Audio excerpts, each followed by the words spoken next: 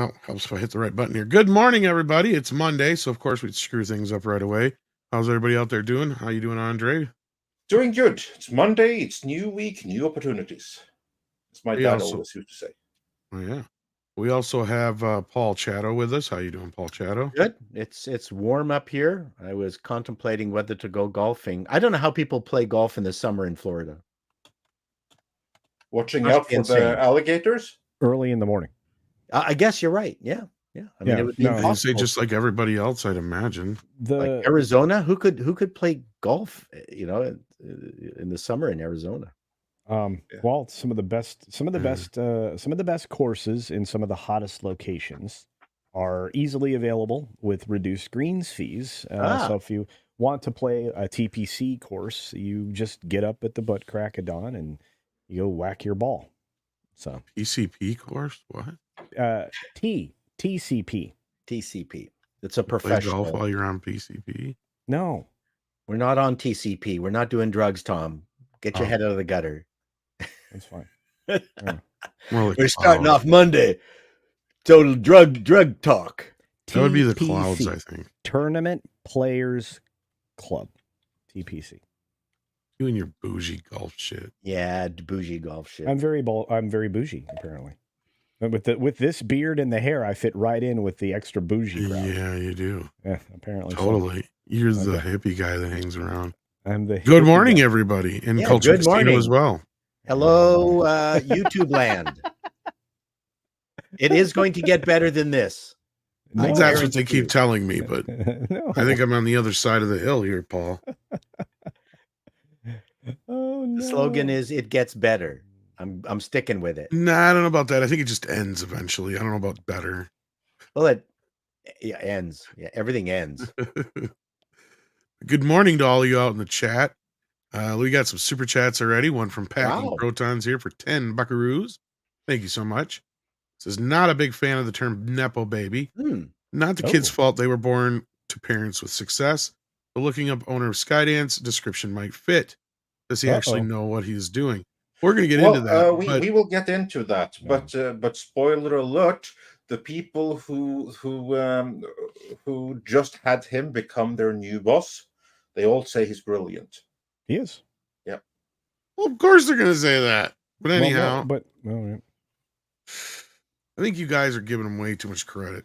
Oh yeah, for sure. We're definitely. We'll get to that point, but the Nepo baby thing. Look, I think it all depends on how you use it, right? You can be quote unquote a Nepo baby and still not use the nepotism to your advantage, right? You can go off on your own, do your own thing, get into a field where your name might have no, name recognition whatsoever. And if nobody ever finds out you're related to somebody famous, then the nepotism really doesn't set in. Nope.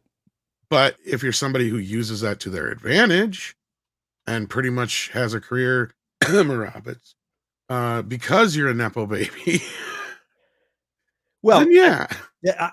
My understanding with watching interviews and knowing a couple that of actor Nepo babies, it has not helped them at all. Dakota Johnson is a very good example that she's talked about it. I don't know about Emma, where she had a very difficult time getting roles and work. So sometimes it can be a disadvantage. But I really like Dakota. I think she's a very underrated. Oh, I think she's a great actress. I still think they had more opportunities than someone who came in from the bus and who had no. That's no question. So they will be on the set as children. Their advantage comes from the fact that they will have seen how the machinery works, how the what is it the donut is made, how the sausage is made. They'll know all of that. That's really where their advantage comes in. But you do a movie and you suck, you're not going to get you're not going to be given more work. Look, Will Smith's kid. He's a star example of it. Yeah. Sometimes it skips a generation. Well, not just that, but Will Smith did everything in his power to give his boy. Yeah, I see what you're saying. A job, and he sucked. He's not getting movies through other individuals just because he's Bill, Smith, Jada Pickett's kid. let me point out somebody that had advantages, even though they were from a different industry. You have Liv Tyler, right? Sure. You know, her career, while she was awesome in everything I've ever seen her in, she had an advantage because she had pathway through agencies and other things to get in front of people. But Yep. I But think why wouldn't you use that? I mean, I would call that advantage. a good introduction. Yeah. In the business world, we call that a hot lead.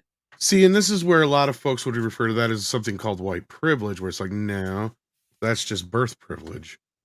Like, yeah, that's more or less what it is. It's like you can still be, because we brought up Will Smith's kid, right? Perfect example of it. Tried several times to make that kid a star. Didn't work. Whatever it was, whether it was Jada's both of them James getting in the way, but yeah, both of them. Willow as well. Yeah. Now he's some crazy nut job. Well, we also have crazy nut jobs joining us, like Script Doctor. Hey, I know this Canadian. We got 2 Canadians now. Yeah. They're taking over. Yeah. Yes, Northern latitudes represent. Script somebody who's probably dealt with a few Nepo babies. I was going to say. Boy. Yeah, I dealt with a few. We can save the discussion for when we get to it, because we're still just warming up. Oh, we're just warming up. For when we get to David. Yeah.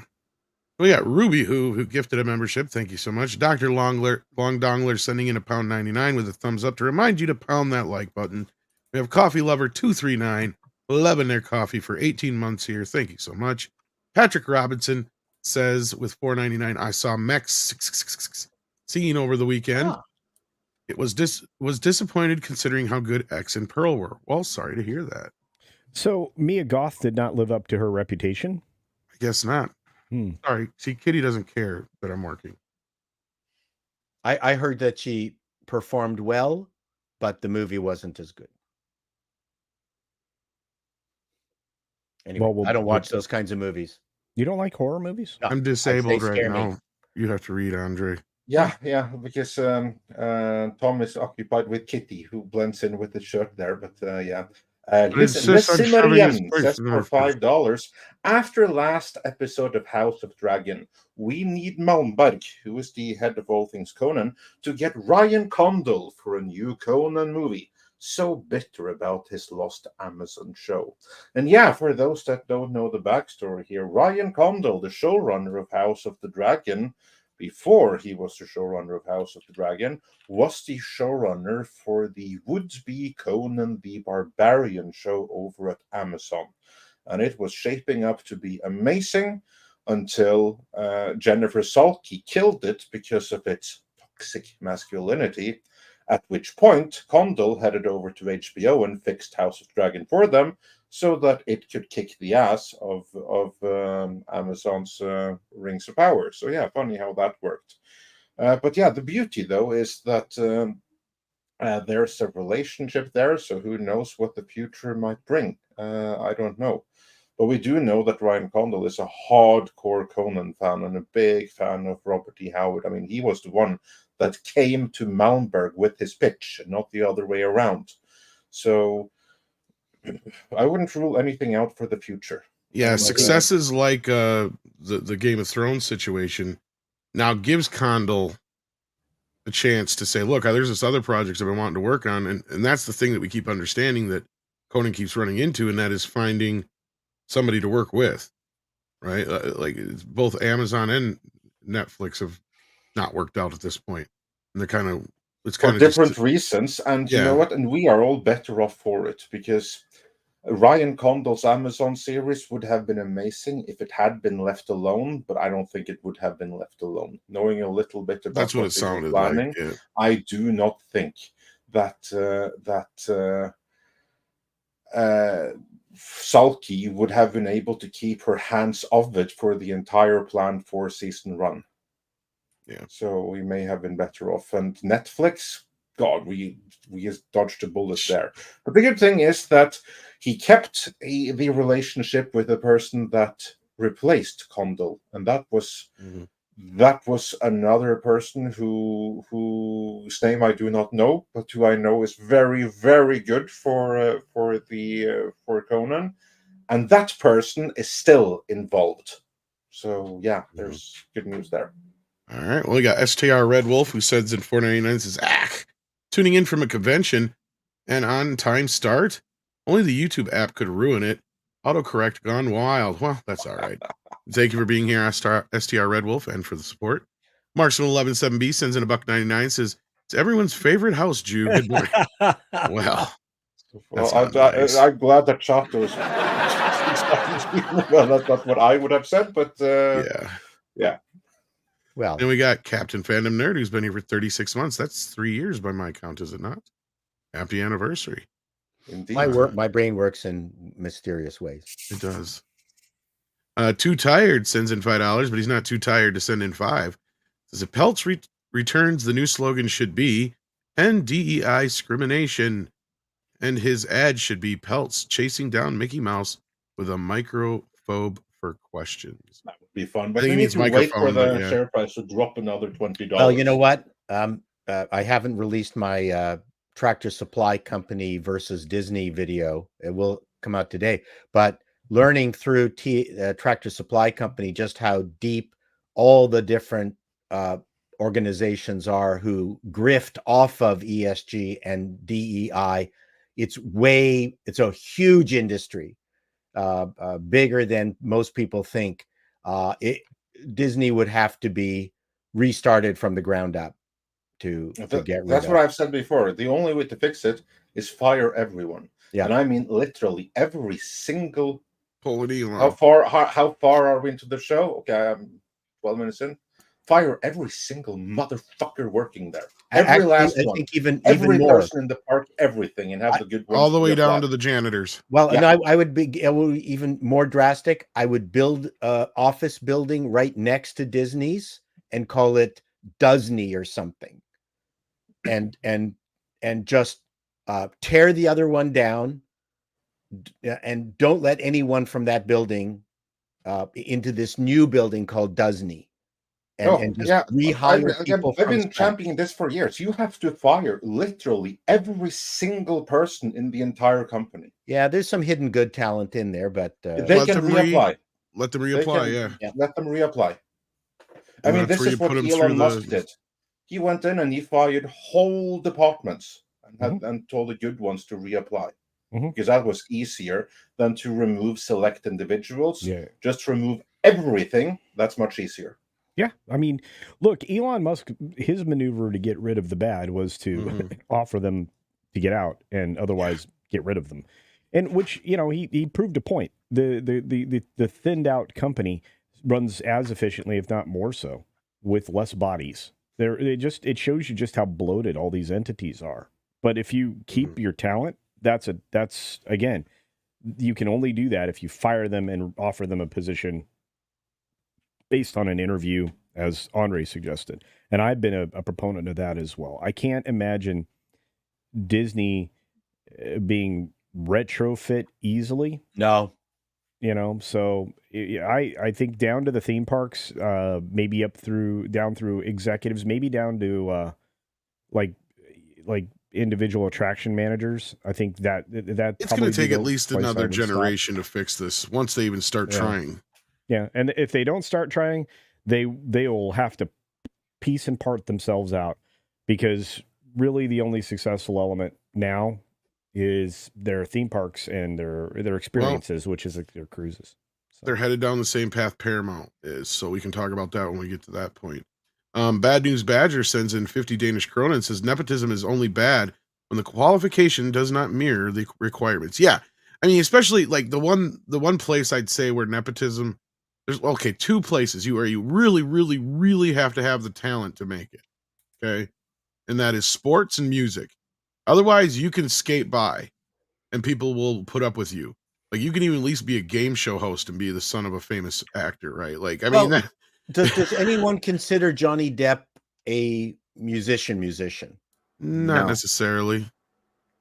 Yeah, although he did start in music before he got into acting. That part's true, but yep. Well, not only that, I mean, even with nepotism, you still, like, you got Max Landis, who's the son of John Landis. He's not doing well. When Emma Roberts, the only reason she exists is because she's Eric Roberts' kid and Julia Roberts' niece. That's it. She's cute. You've then got Jason Reitman, who he actually had a really difficult time getting to where he was because people would patronize him thinking that he could be a director for a long time. And it wasn't until Thank You for Smoking that people started to take notice of him. And he's doing fairly okay right now. And he's got a little bit of a voice going. And now that he's kind of strayed away from doing the indie types of stuff and something more mainstream with Ghostbusters, even though it's not blowing up the world the way his dad managed to make it. He's kind of proving that, yeah, you have to have a little bit of skill and merit in order to be successful. Alan Ladd Jr., I mean, he was in a completely different field compared to his father. And he was great. Did well. So, yeah, I mean, there's the nepotism creates connections, and only to a pocket of Hollywood will they push you as far as you can go. And to another pocket, they will actually run you through the ringer, and you can tell which ones have gone through the ringer and which ones haven't. And definitely Emma Roberts has never gone through the ringer. No. Yeah. I can share something from the world of finance, at least in Norway as well. I won't mention any names, but you have a couple of family dynasties in the world of banking and finance there too. And I've worked with several of them. And one of those I used to work with in a former company. He was born into a family where you know the family name. Like, you won't know it, but a Norwegian would know the family just by name. And this guy is one of the smartest, brightest guys I have ever worked with. Did he have extra opportunities because of his name? Yeah, absolutely. But he really worked to be the best in his field as well. And it's like the same thing, because he was a few years older than me, so he had kids like the age that I was. And like, I overheard him on the phone with private teachers and the full deck for his kids, everything they have to do in extracurricular activities. And people just looked as like, whoa, you're not messing around here. And it's like, yeah. And then what he said, in Norwegian, it was "Det forplikter å bli født inn I denne familien." And it doesn't translate very well, but basically it means when you are born into this family, you are born into obligations. Like, you're going to be one of us, you have to work for it. Actually, I have a needlepoint pillow at home with that slogan on it. Yeah, there you go. Why am I not surprised? So like, is there nepotism there? But yeah, but in that family, at least, those kids, they were basically groomed from a very early age to be the absolute top of their fields, just to maintain the family honor, in a sense. And in Hollywood, they really do expect you to start from the ground floor and work up. They rarely do they expect you to go from 0 to 100 kilometers or miles per hour just because of your connections. Yeah. The only times you kind of see that is when that family member is also the boss in whatever production that they're doing. I mean, heck, even Eddie Murphy, just recently in his Axel F film, he hired his daughter, but not to play his daughter. She's one of the female cops who gets like 2 lines. Should have been better off being the daughter. Actually, I've seen her in other works. I know her husband fairly well. Yeah, she would have actually played the daughter better.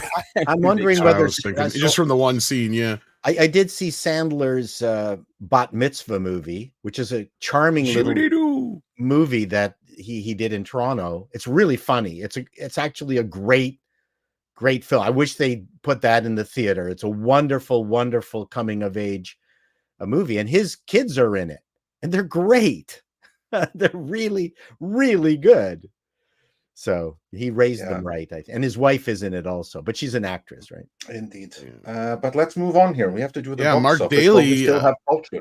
Yeah, absolutely. Mark Daly sends in 5 and says, today is Jaden Smith's birthday, speaking of nepotism. Also, it's Kevin Bacon's, Angelica Houston's, another Nepo baby, but there's somebody who actually proved themselves, I would say. George the Giant Slayer, and me. Well, happy birthday to George and you, Mark. Happy birthday, Mark. And he says, hit that double nickel. And on birthdays, we do stuff around here. Let me see if I can rustle him up. Yeah. We have to get the what is it? The Cheesecake Factory waiters out to sing you happy. Cheesecake where? Oh boy. Oh no. Here I like cheesecake. You said the magic. You have to stay off the cheesecake. Oh no. I do extra push-ups because I like the cheesecake. And sit-ups. That's what I tell Alfred. I can't help it if he makes it so good. Anyway, it's a birthday today. I heard a giant is having a birthday, and this guy here on the thing, Mark DeHolly. Is that foreign? It's Daily. Daily? It doesn't look like it. Daily has a Y. Okay. Yes, but there's a Y at the end of this. But just no, pretend... like a 2 Ys. Okay. Yep. Okay. Well, just. I am the world's greatest detective. Do not. Sure. Just pretend there's no H. Fine, Mark. Happy birthday. So we do this thing. I don't have the words here. So happy birthday to you. And many, many, many, many, many, many, many, many, many, many. I don't know how old you are. So many more, like tons more. He's like if 50, you're this old, 50, like this many more old. I'm doing like a big thing with my hands. He's 55. How do you know? Are you his dad? No, it says hit the double nickel. That's 5'5". 55. I thought he was talking about the fucking bar. Oh. Okay. Oh, the strip club, the double nickel. Yeah, the double nickel. Yeah. Everybody knows Tootsie. She's the only one there who still costs a nickel. Yeah, I don't like strippers with tattoos. Right. It makes it also, tacky. Tacky. They also don't like it when you ask for change. Or she has a coin belt. Yeah. Cha-king. Now we're assuming she. They're also doing that. So can you break this 100? I'll take it in one. Yeah.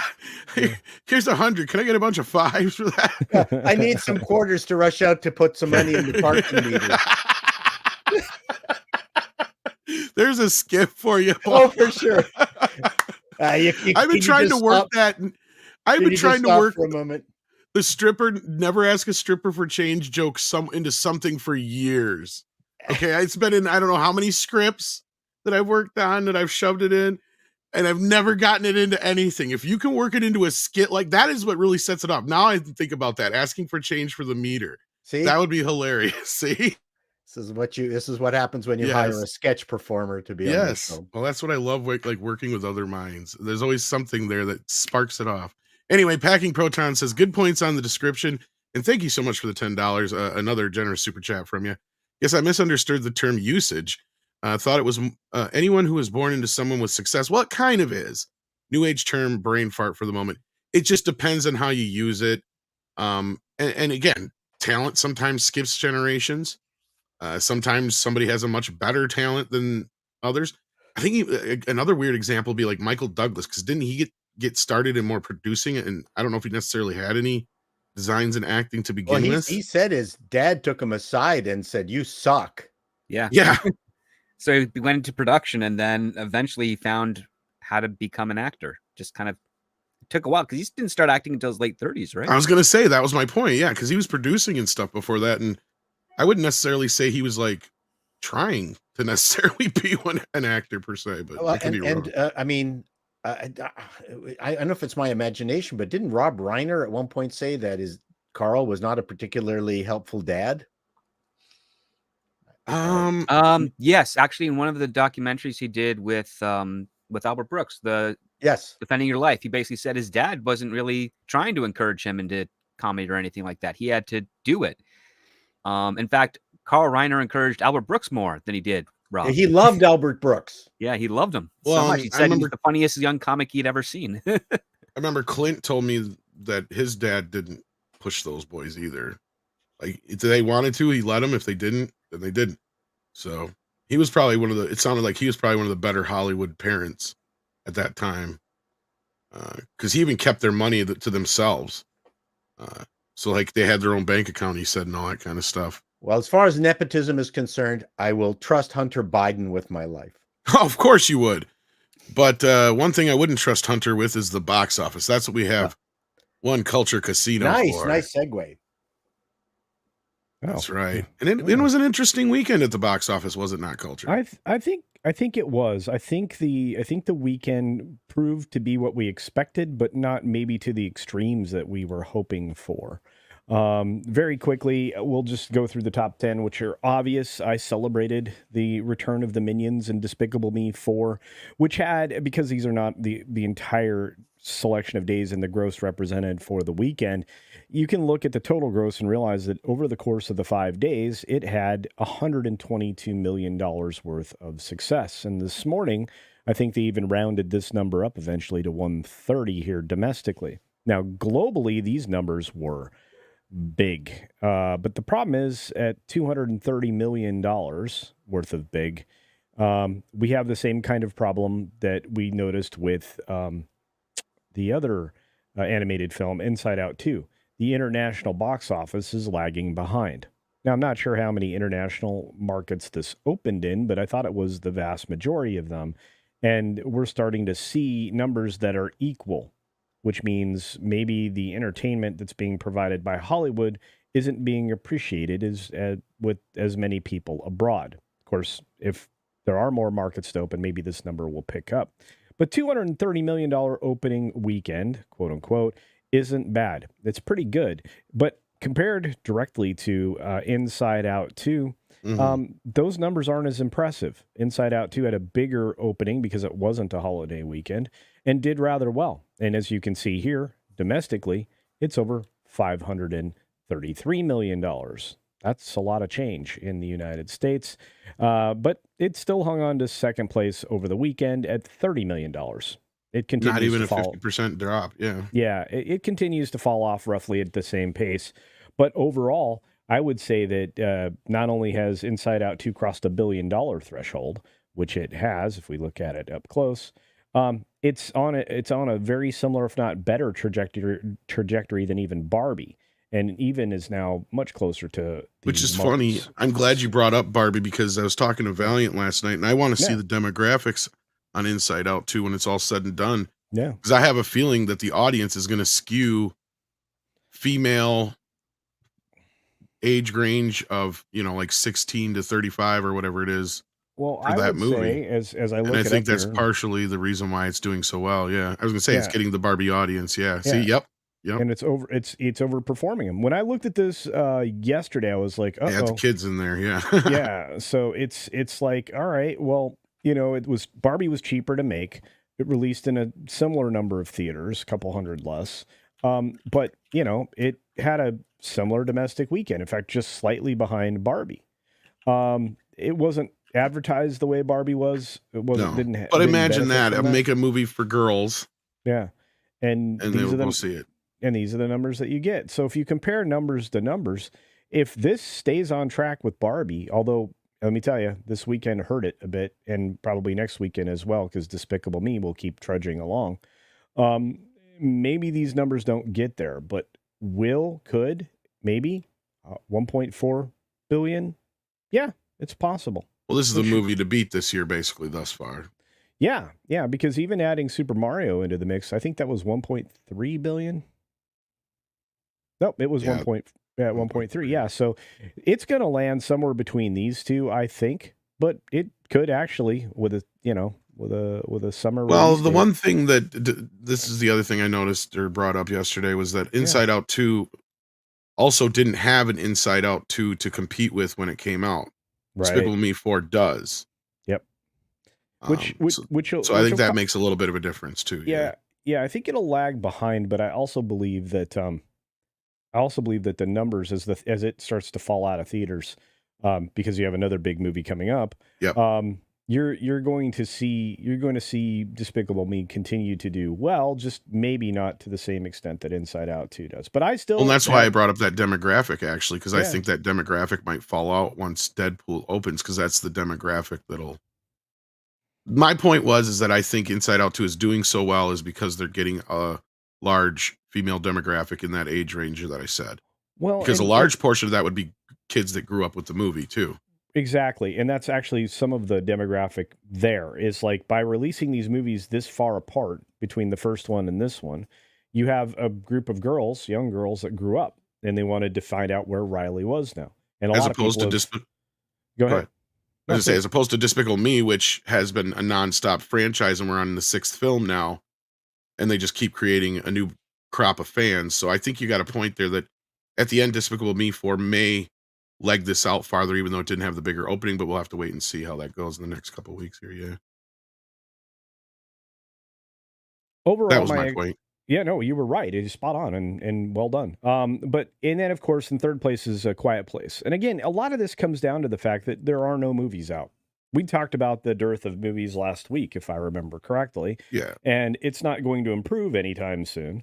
We're going to have this small glut of film, releases. But then once we're done with summer, we're back to, less of that. So Paul and anybody else want to chime in on this before we get farther down on it? Yeah. Script. Paul. I think he stepped away. No, there's just not really much to say. No, Paul's muted. Predictable. Sorry, I'm muted. This is kind of predictable when it comes to children's targeted films. They tend to do pretty well when they don't have certain politics in there. It's kind of interesting that Inside Out is doing as well as it did with Despicable Me. I mean, that must show that people really, really liked that movie for its second weekend. I mean, 30 million is nothing to sneer at if it's under a 50% drop compared to a 75 open. I mean, that's some pretty good competition right there. Yeah. So yeah, we'll have to see how this legs out. I mean, listen, we're going to start seeing, some significant return to the box office in a slow, gradual pace. But overall, I mean, there is going to be a gap in regards to the movies that get people excited. Just because of all the delays that have occurred, not just with the strikes, but also with the studios completely changing gears, excluding Disney, of course. So yeah, it's an interesting thing to track right now to see when audiences are coming back. And who knows if things change significantly come November and the economy kind of rebounds in the new year, we might have another rise in best box office in 20 years as a result of it, especially if the movies line up with what appears to be the direction the studios are going in. Just looking at Horizon going, whew, that's a big kick in the stomach right there. It is, but at the same time, that's a different movie than the rest of these. And I'm learning more and more about the finances of it. And that's where I think some people were panicking a bit on the behalf of the film, when at the end of the day, as long as it keeps a pace, it will do okay. Because I didn't realize, I thought it was 100 million just for this one part. I didn't realize it was for both parts. But then again, he's got to hope that second part plays okay too. So yep. But the other video might save this movie is my point. But yeah, well, it comes down to chronological metrics. If your movie is closing on 3 hours, that reduces the amount of showtimes you have per day, which makes it a lot harder for you to make your money back in a reasonable amount of time. So, if all four of these chapters are in that relative length, it is going to be an uphill battle for them to actually make significant money. That when the studio at the end of the day looks at it and says, "Was this worth it?" And they say yes, then I mean, it looks like they're going to say no at this point. That or he's going to have to try and figure out a way to bring the cost down of part 3 and 4, basically. Yeah. Yeah. And again, I mean, speaking to that script, I think that's something that we don't talk enough about, is the fact that you just get audience fatigue seeing a film in theaters for so very long.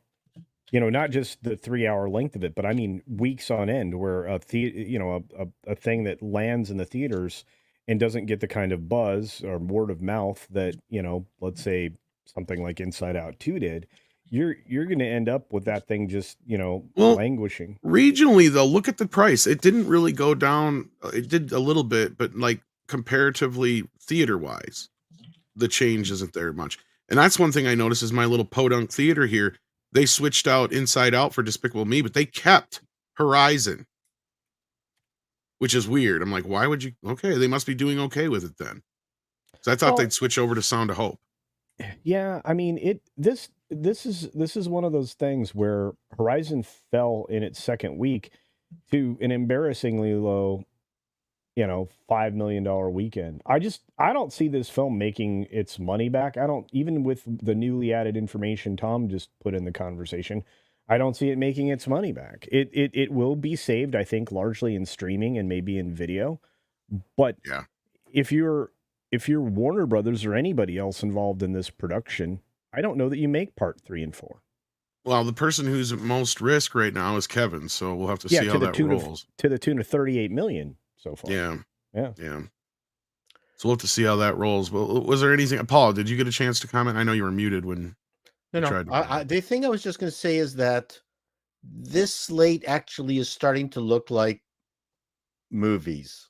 Yeah. Not fully all out there, but I'm looking at this stuff and I'm going, okay, this is now looking like what a theater experience should be offering. You have MEiTM, Bad Boys, The Quiet Place, the animations.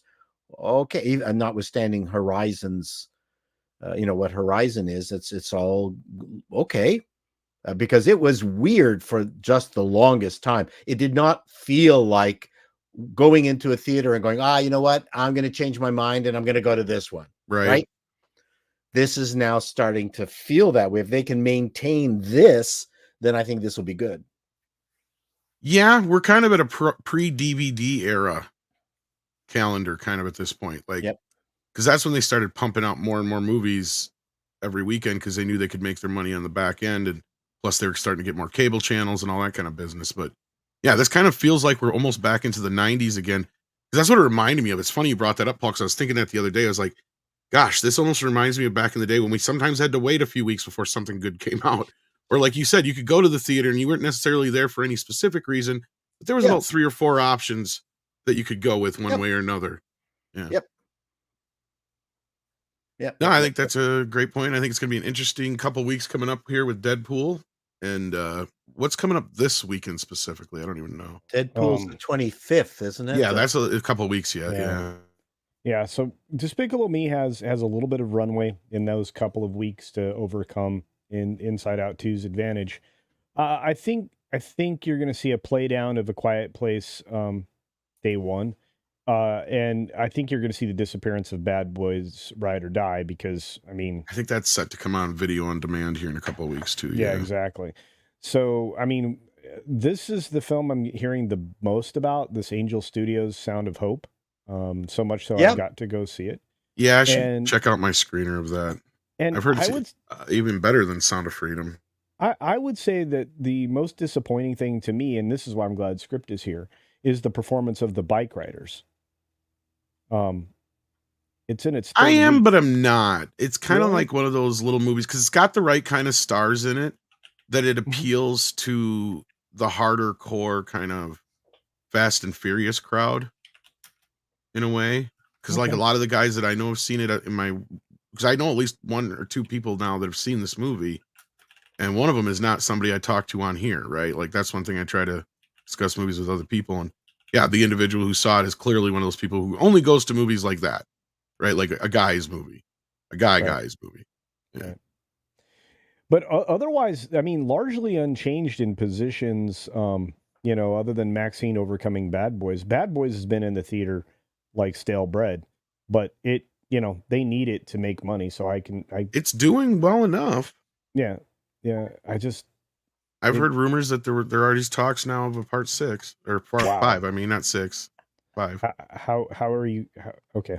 I don't know how you. I knew what I meant. But okay. I mean, we were complimentary to it. It didn't mean you had to keep going.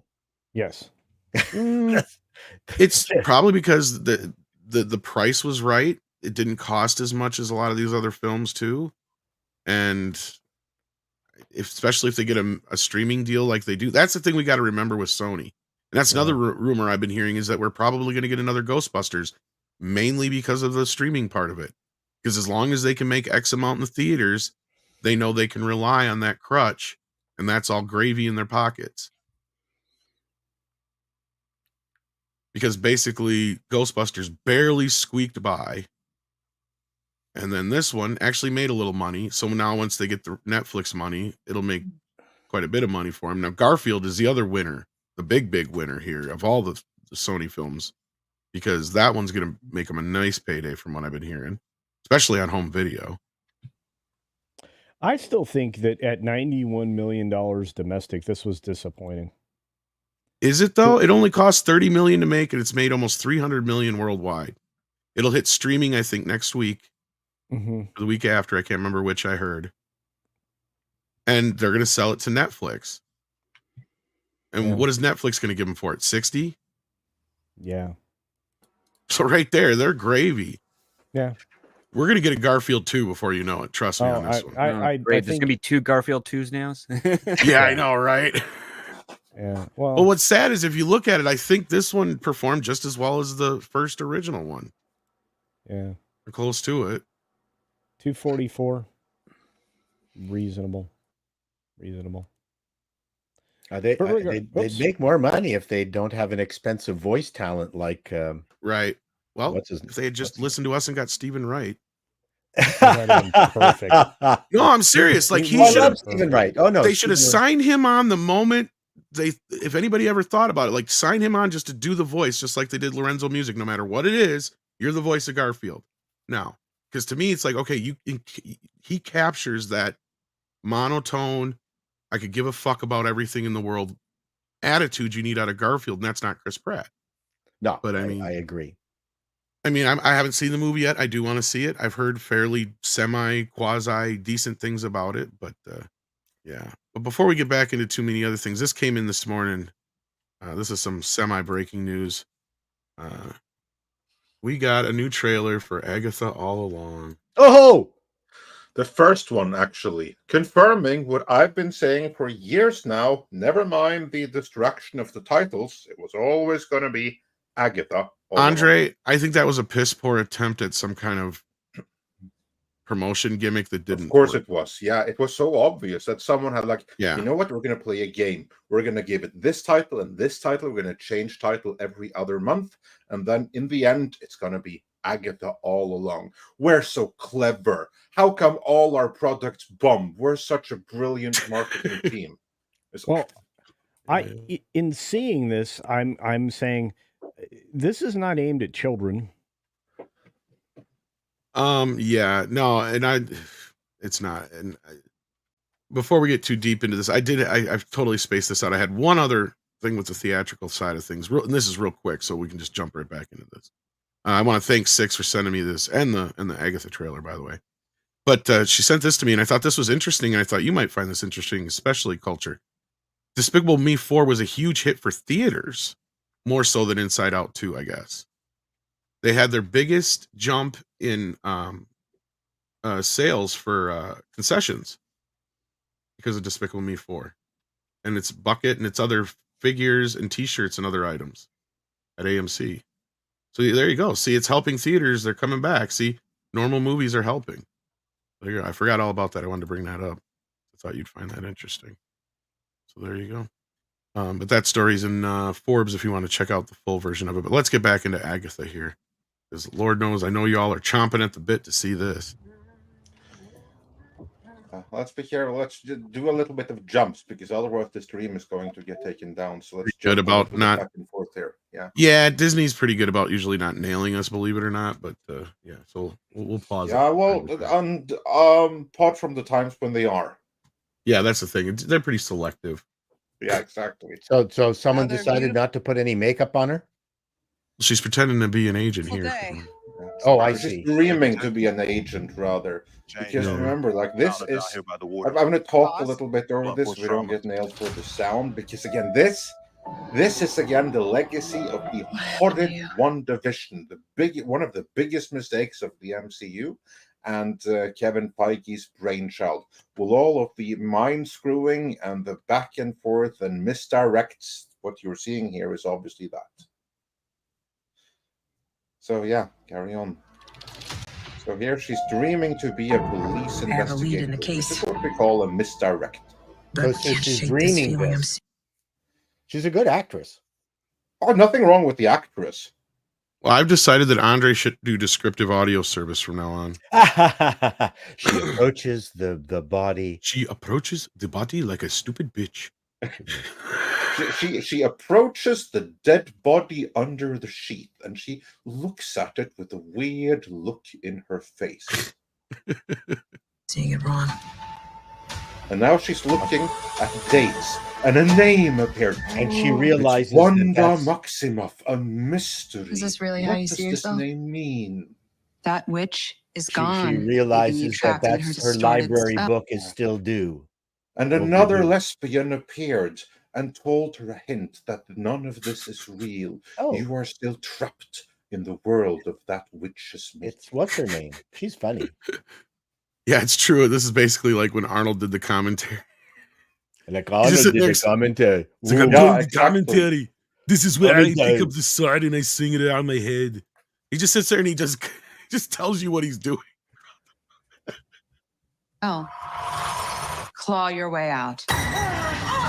Let's claw your way out of the dream. And now we have a montage of the various characters who could look. Now she's black and white and she's singing Agatha all along. I'm already disinterested. I miss the glory days. And it looks dingy as shit, like every other thing shot on digital. She took every bit of power I had, but I can beat that yes, witch again. The witches, the lesbian witches, are talking about power and who is allowed to use it. The power of one, the power of two. Someone took hers. That's out of The Witcher. Well, oh my God! Yeah, she forgot to wear makeup. This is what she looks like. Oh, the gang's all here. A bunch of lesbians and a gay guy. The lesbian witches. And a gay guy. Don't forget the gay guy. Which is gay guy is yet to come, but he will soon be there. He's there. He just showed him. They just showed the whole cast. Oh yeah, there he is in the background. Background, yeah. I'm gonna walk the witch's road. The road is a death wish. Oh, she's a decent actress. Nothing wrong with any of the actresses. Now they have to walk the yellow brick road.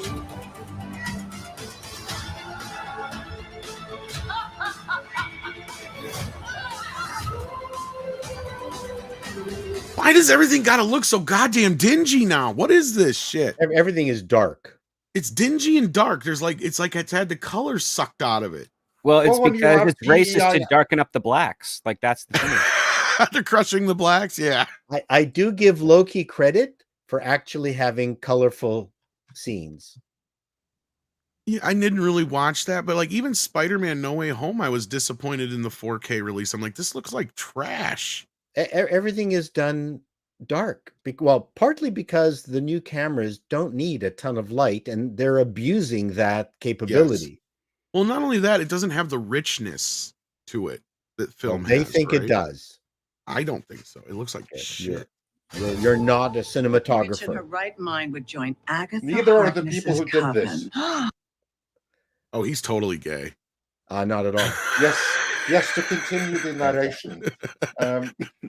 But now we see the gay guy acting out how gay he possibly can be. Every time I have a drawing in of breath, I always put my hand over my chest.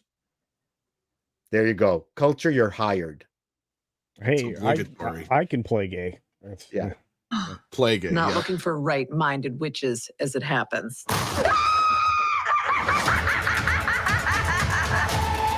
Doing their best Kamala interpretation. Even more witch shit out of Disney. You know what? It actually looked fairly interesting with her pretending she's a cop, and then it kind of fell apart.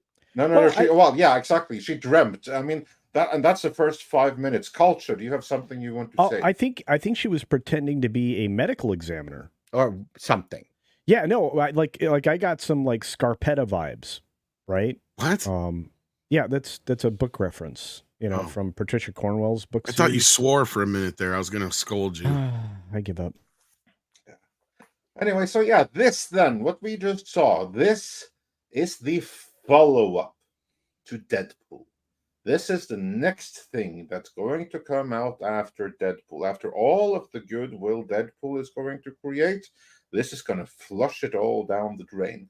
Because this, I believe, is going to be Marvel's very own Acolyte with its coven of lesbian witches. Yep. Just not in space this time. Well, they need to consult Zack Snyder about Part that. of the problem with all any kind of witches, warlock adventure, there's no real hand-to-hand combat. There's a lot of hand waving. If you watch Wheel of Time, and it gets tiresome. It's like everyone going like this, and then suddenly special effects crap coming out of their hands. It's unbelievably but that's what girls are good at, because they don't do hand-to-hand combat well, but they do dance well. And dancing is like waving your hands and that's right. Like this one right here, who was dancing just like the chick from the Exorcist, dancing down the stairs and the spider walk. Yeah. Jesus, no, that doesn't interest me at all. I have to say. I think the magic waving stuff is less interesting without a wand. I agree. You need a spruce wand with a bit of unicorn tail, in the middle. Yeah, I agree with you. That's what you need. The magic stuff wasn't handled that badly on The Witcher in the first season, but then the whole thing just fell apart. Rogues Gallery Wingnut, who's been here for a year, thank you for that, says, why would you make your title the inside joke twist of a show nobody watched? Yeah, no, that's a great point. And I think you're just seeing diminishing results with this. Yep. This is another one of those shows that I don't understand why they just didn't shit can, or why they haven't yet. And why they're even honestly, they should have, because this has been my point all along. They needed to take advantage of the strikes and cancel all of these series, every last one. I don't understand the point of right this. Now, this can only harm the MCU. Sorry, you were saying, Paul. No, just say I don't see the point of this. Well, I can tell you the point, and that is, it all goes back to WandaVision. And I personally didn't like WandaVision. I know many did, and that's perfectly fine. But the problem is that the biggest fan of WandaVision is Kevin Feige, because it was his baby. That was like the first project that he did all on his own, with absolutely no training wheels of any kind, when he was fully alone in charge of the MCU. WandaVision is the project that came after that. Yeah, of course, you still had Captain Marvel and stuff before, but when he was formally in charge of absolutely everything MCU, WandaVision was the first project to come out of that. And for all the merits it may have, I think that it had negative long-term repercussions, which we felt already in Doctor Strange and the Multiverse of Madness, which turned out to be a sequel to It. It's going to continue its legacy in this series right here. There is still another WandaVision series, or Wanda Maximoff thing to come out in the future still. And they're wasting the talents of the guy who did Picard Season 3 on a Vision series. And I don't know that there is a demand for any of these things, any of these offspring of WandaVision, because even those that like that, I don't know that they are, that even they are fans of seeing what came after and what still can come after that show. I think it would be just cut out all of that and move in a different direction forward. Let Deadpool versus Wolverine set a new template for the MCU, bring back the audience, and stop all of these projects that can only drive the audience away. And this thing right here, it's Marvel's The Acolyte. I mean absolutely no offense to anyone of the LGBTQ community. That is not what we're saying here. But this is another project that goes very deep into the pride angle. And I don't think that is what the MCU needs right now. No more than Star Wars needed that in The Acolyte. Yet that's what we're having. That's what we're getting. And that's what's coming out instantly after Deadpool. No good can come from this. Yeah, and on that note, Connor Dorian says, prediction for Agatha all along, the gay man will turn out to be Billy, one of Wanda Maximoff's kids. That's a plausibility. I think it's going to be Manny Jacinto. And yeah, Six is right. They're using this. I mean, it worked okay for them on that werewolf one, so I can understand why they're doing it on Halloween. At least I'll give them that. I mean, but at the same time, it's like, why? Nobody asked for this shit. Well, that's the other part too with entertainment. Nobody asks for anything in entertainment, really. The whole idea is that you write something so good that people want to go see it. That's different. I mean, when you capitulate to an audience, you end up becoming a demigod, and you end up making stuff that nobody ends up wanting to see anyways, which is kind of what we're seeing with Agatha all along. That's kind of what they did, yeah. Yes. Exactly. So, I mean, you have to just keep a good sharp eye out on these things. I mean, it's unfortunate because a lot of the members of this cast are really good actors and they actually know how to play comedy really well, which is kind of rare to see. And here we go with, again, witches and lesbians is not a new idea. They've been doing it for decades. I mean, even the Hammer films touched on it, and that's back in the 60s. Some of the best movies ever made are about lesbian witches. There's nothing wrong with the concept, but it belongs in the 70s when they could do it right. Well, you have to do it hokey, and you have to do it deliberately hokey, where you're making fun of it to a point. I mean, when you try to do serious witches like The Craft, it gets that peak, but then it fades into obscurity soon afterwards. It just does, because witches are boring. Right, and that's where I guess people were being bothered by the whole thing with the Acolyte, right? It's one thing to do the hocus pocus kind of witches, right? It's another to actually start bringing in real elements of witchcraft and other Wiccan religions and stuff like that, or however you want to put it, because that's what I think was bothering some people most of all. And I wonder if it's going to be the same thing here.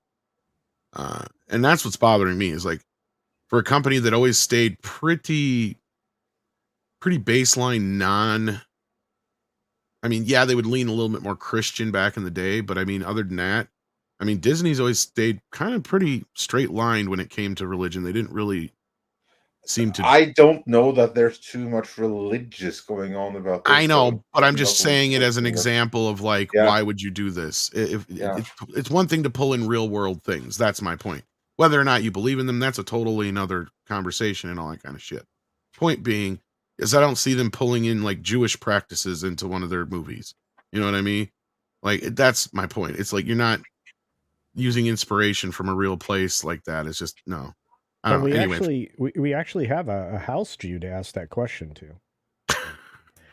Well, they're not performing any brisses. That's all I'm saying. No, I don't see a briss in Inside Out 2. I wouldn't be surprised to see a Gollum story in the near future, though, from them. If you know the legend of the Golem. Yeah. Paul's not the only Jew on this panel. Surprisingly, I kind of do. That's not what I was Wait a minute. You're Jewish? Yeah. He created that You're Jewish? He created that moniker. It wasn't me. We're outnumbered. Now, I feel like Cartman. Script Doctor has got multiple secrets. You know, I am familiar with the Golem, even though I am not Jewish, and I'd be much more interested in seeing a take on that than more lesbian witches. Yeah, the creature they made from mud in Lord of the Rings is actually more similar to a golem, but a golem is a bad. Someone has sort of cursed someone. And that creates the golem that executes the curse. It's actually a bad thing that someone does. It's overreach, essentially. I actually have the last remaining silent golem movies that they did years and years, like way back. I think that's the only the only Jewish monster we have apart from Harvey Weinstein. Oh. That's good. Oh, good one. That was a good one. You write that one down.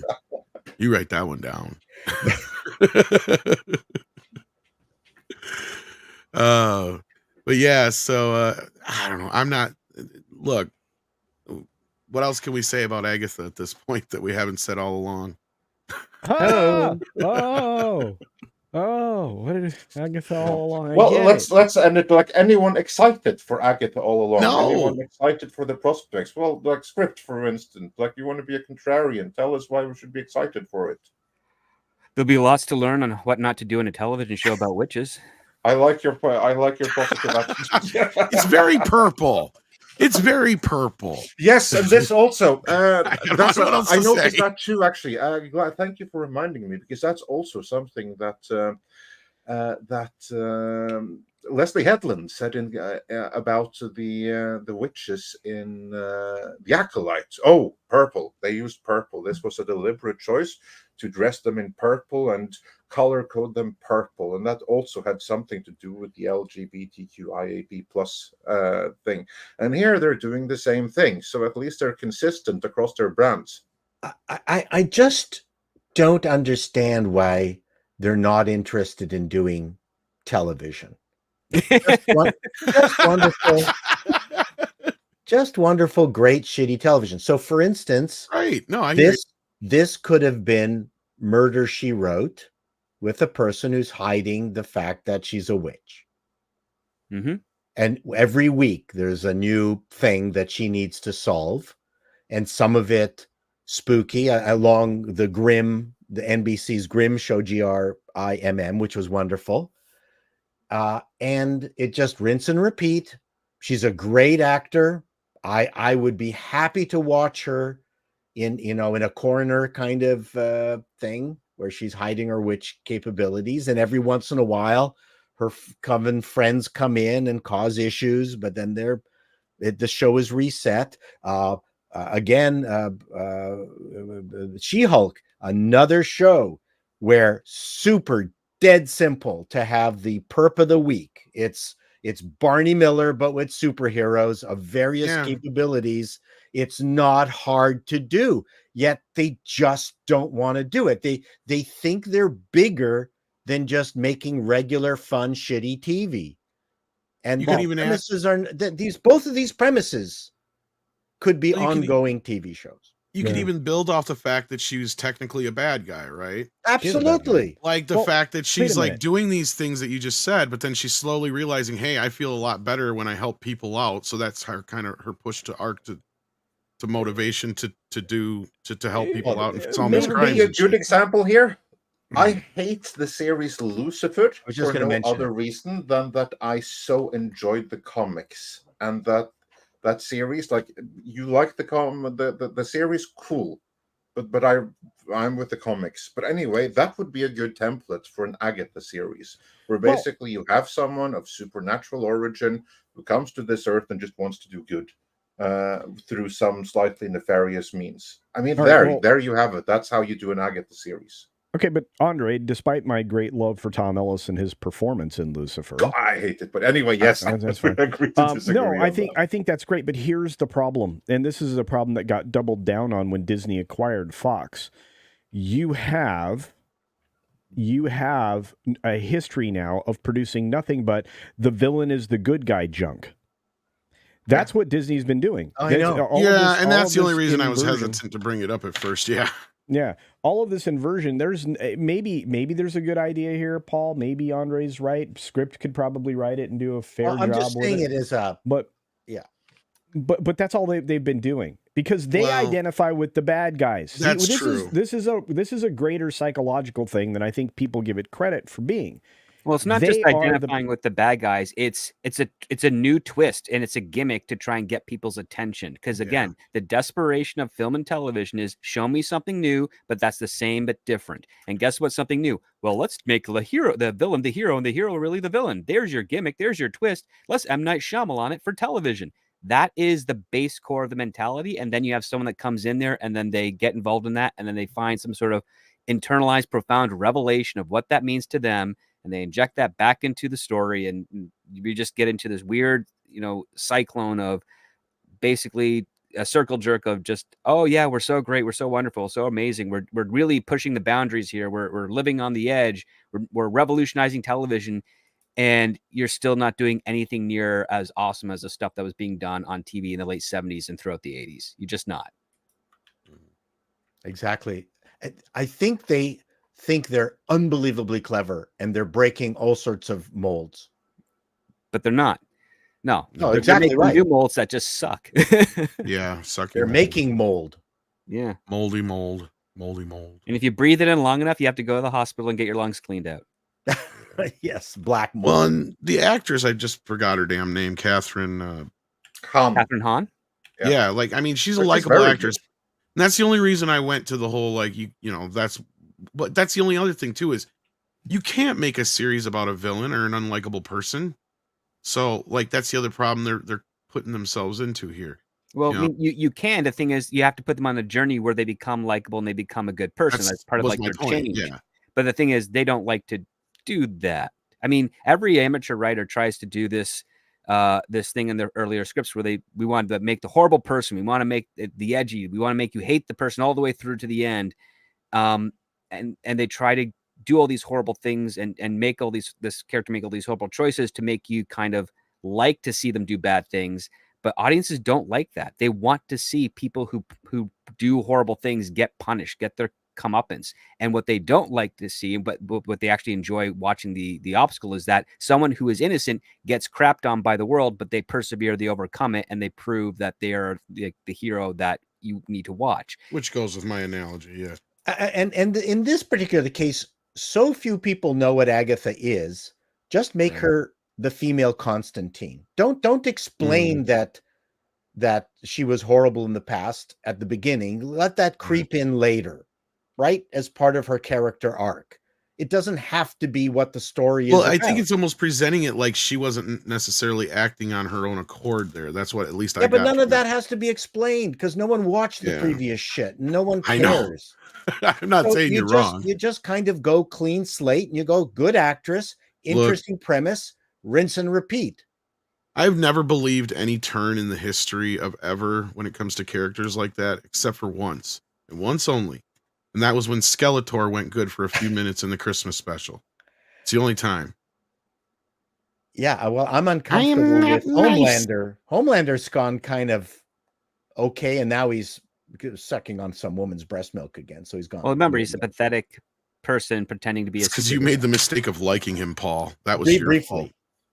No, I'm serious. You think I'm joking? His relationship with his son. I thought that was okay. They found out that the audience liked that character when you weren't supposed to. I'm not even kidding. Oh, so that's why they're going out of their way now to try and But he was doing that in season 1, breastfeeding. Oh yeah, but he's now back to it. Yeah, because the person that he was breastfeeding from, he killed. So, like, that's the thing. He's a messed up guy. Like, he's not really a superhero. But I mean, it's a much more complex show than anything Disney has produced so far. Mm-hmm. You got to give that show. Speaking of complex, before we lose Paul here, and culture, for that matter, we've got a couple of super chats for this, and then we're going to get into the big news of the day. Tommy Review sends in $2, says, "You're wrong. Agatha will be Disney's Madam Web." Oh, whoa! They better hope not. Probably it will be. Only on streaming, so they can hide it. Tommy, I want to agree with you, but I think it's merely just another failed television product. Mm-hmm. Not an embarrassing film of a major bait and switch. The problem is network TV, the meetings where you had the other networks' schedule up on the wall, and you're going, okay, there's a cop procedural, and they're doing NFL football. Okay, we have a chance to do a show that skews female. So we're only going to be looking at women and shows that attract women for this time slot, on this particular day. There's none of that in streaming. It drives me nuts. Part of the fun of network TV was going after this grid and what are the possibilities and what shows do we green light that will allow us to compete with these other assholes. There's none of that. This is no fun. Well, speaking of competing with assholes, Variety, here we got, this has been cooking up over the week. We talked a little bit about this, but right now, unless somebody else comes in and offers a better deal in the next 45 days, it looks like David Ellison is set to be the chairman and CEO. Jeff Snell is president of Paramount, and Sherry Redstone is bye-bye baby. Yeah. So, Andre, want to take us through the ins and outs of this real quick? Yeah, sure. I'll go through the details here, but first, I know that culture is very pressed for time. So before you have, I wanted to get there involved. Yeah, your take on this. Okay, and then we'll go through the details. My immediate reaction to this is still the best thing that could happen to the company. Despite Tom's objections early on, I thought Skydance was the best player because it doesn't eliminate another competitor in the grand scheme of things. It only kind of, accelerates them in one way or another. I have a feeling that, Nepo Baby, he's a pretty bright guy, but I have a feeling that his success and his focus will help out a company that's been just floundering since it was reassembled into one giant entity, which was a huge mistake. They should have kept both things separate. But at the same time, you're also getting rid of Sherry Redstone. and essentially National Amusements at this point. Also another major move. This allows Skydance to basically do anything they want. It gives them a giant network. It maybe they'll bring back the idea of competition for the grid, for the schedule, for Paul when it comes to the television side of things. But I think this is probably the best move. It also will prevent some anti-competitive measures that all of these studios were trying to put together, these joint ventures and things like that, that essentially are, going to be trusted, anti-trusted, every single time they come around. They'll be always under scrutiny. This is a win for both sides of the equation, including the viewers. And I think we'll see that at a discount price of $8 billion, this is a win. And look, the stock was only going to go down more, and the company was going to be broken up.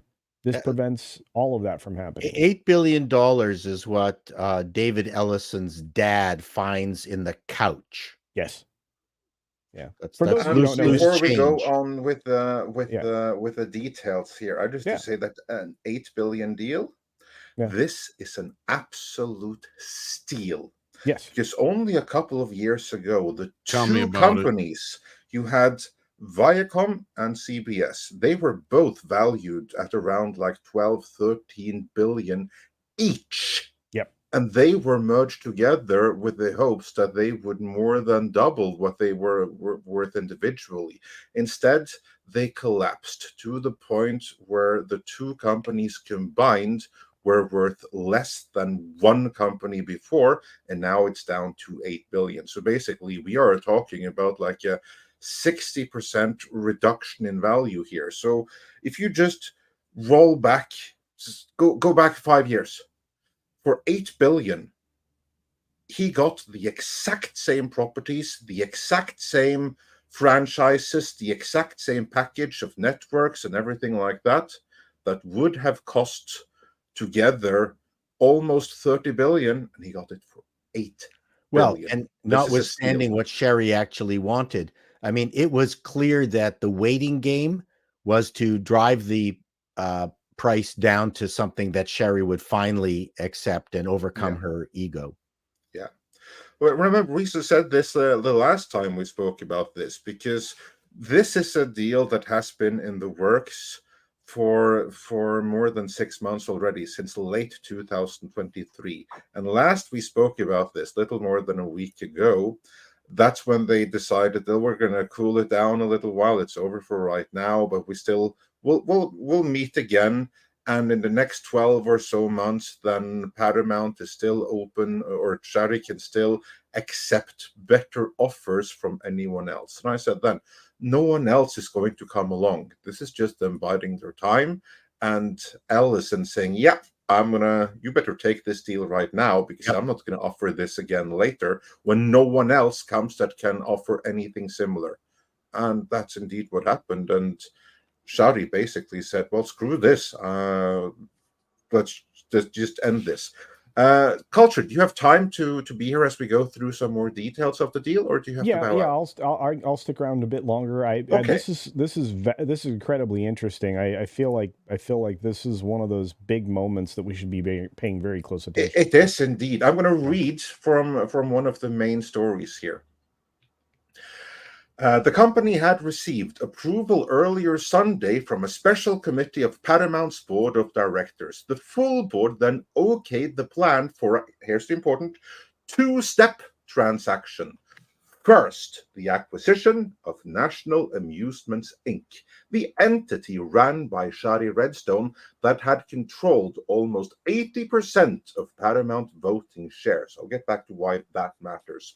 That transaction will be followed by a full merger. So that's the two-pronged process. One, it's acquire National Amusements, and then the full merger kind of goes automatically after that. Because here's the important thing. When you look at Paramount, who owns Paramount right now? The majority owner is National Amusements. And this is why this transaction is so clean, because rather than going and acquiring Paramount directly or acquiring parts of it. What they're doing here is that they're just acquiring the company that owns Paramount. And then they kind of like get Paramount as part of the deal, which if you want to do this, this is the cleanest way to do it.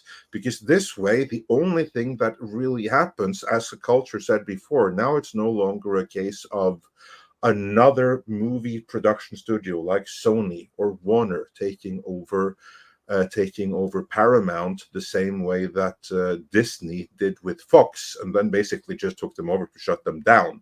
Now it's just a new corporate owner. This has happened before because Paramount has had many corporate different owners over the years. This is just a new one on the list. So in this sense, I see where you're coming from, culture, because this way Paramount will be able to stay in ownership or operate as a studio. Only difference is that now it will be owned by Skydance instead of being owned by National Amusements, the same way that at one point in time it was owned by, list the name of companies that own them. Gulf Western, for instance. I'm just glad that they agreed to release all the hostages. Yeah. Script, you were saying? Well, yeah, I mean, this is going to be the easiest deal with regards to regulation wise. However, I'm personally of the mind that never trust a human being that doesn't have eyebrows, because you can't really rate their expression. But the other part too is, okay, so what is Skydance going to do when they get a hold of Paramount? Because traditionally speaking, they like to clean house when new owners come in. And I'm wondering if that's going to be the case here, because if it is, there's a lot of targets in that company that need to be bullseyed out. You mentioned that. That's actually something I was before we started the show. I was talking about that very matter with Andre. And look, this is a clean way to get rid of a lot of bad apples, because you're being acquired by another entity. You're going to have redundancies. You call somebody a redundancy and show them the door. And I think there's some people, Script, that I think we would like to see the door shown to. And I agree with you also, culture, that it is a better situation if we have it still standing as its own studio and not another entity under Sony or another part of Warner Brothers or what have you. That I totally agree with. My problem with the situation is, and I will stand by it, this company is a big part of the problem of why Paramount is in the position they are in. And to me, this is just trading one problem off for another. Now, I hope of hopes that things do change and you guys are right, but I have zero faith in Ellison, because a lot of the stuff that came out of Paramount in the last 20 years has been Skydance produced. And unless it was a Mission Impossible or a Top Gun, you're hard pressed to find a hit in there. Even the Transformer films fell off a cliff. So I'm just really not sure if this is going to be more of the same in the next 10 years. And they're just going to continue down this trajectory of destroying more franchises or what, because these are the same people that mucked up Star Trek. Lord knows what they're going to do with TMNT. Just probably going to keep letting Seth run that into the ground. But anyway, that being said, that's my biggest fear here at this point. That's my only real concern.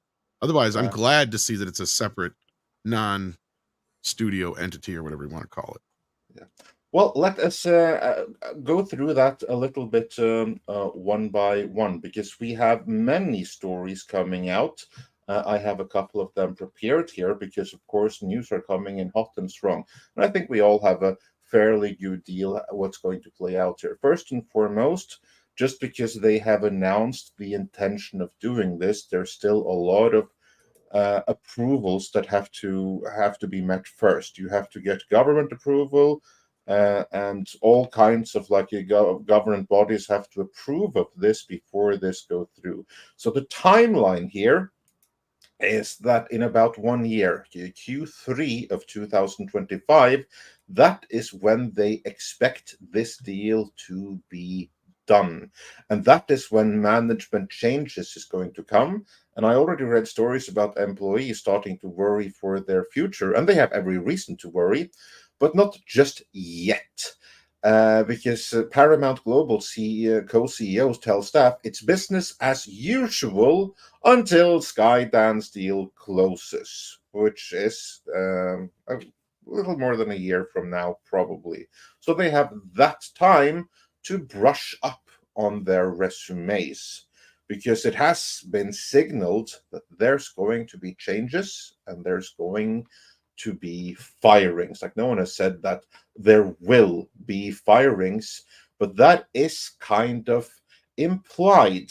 And what David Ellison has signaled, this is another story coming up here now momentarily. The intention here, Ellison has said, is that Skydance will help Paramount double down on core competency and embrace technology.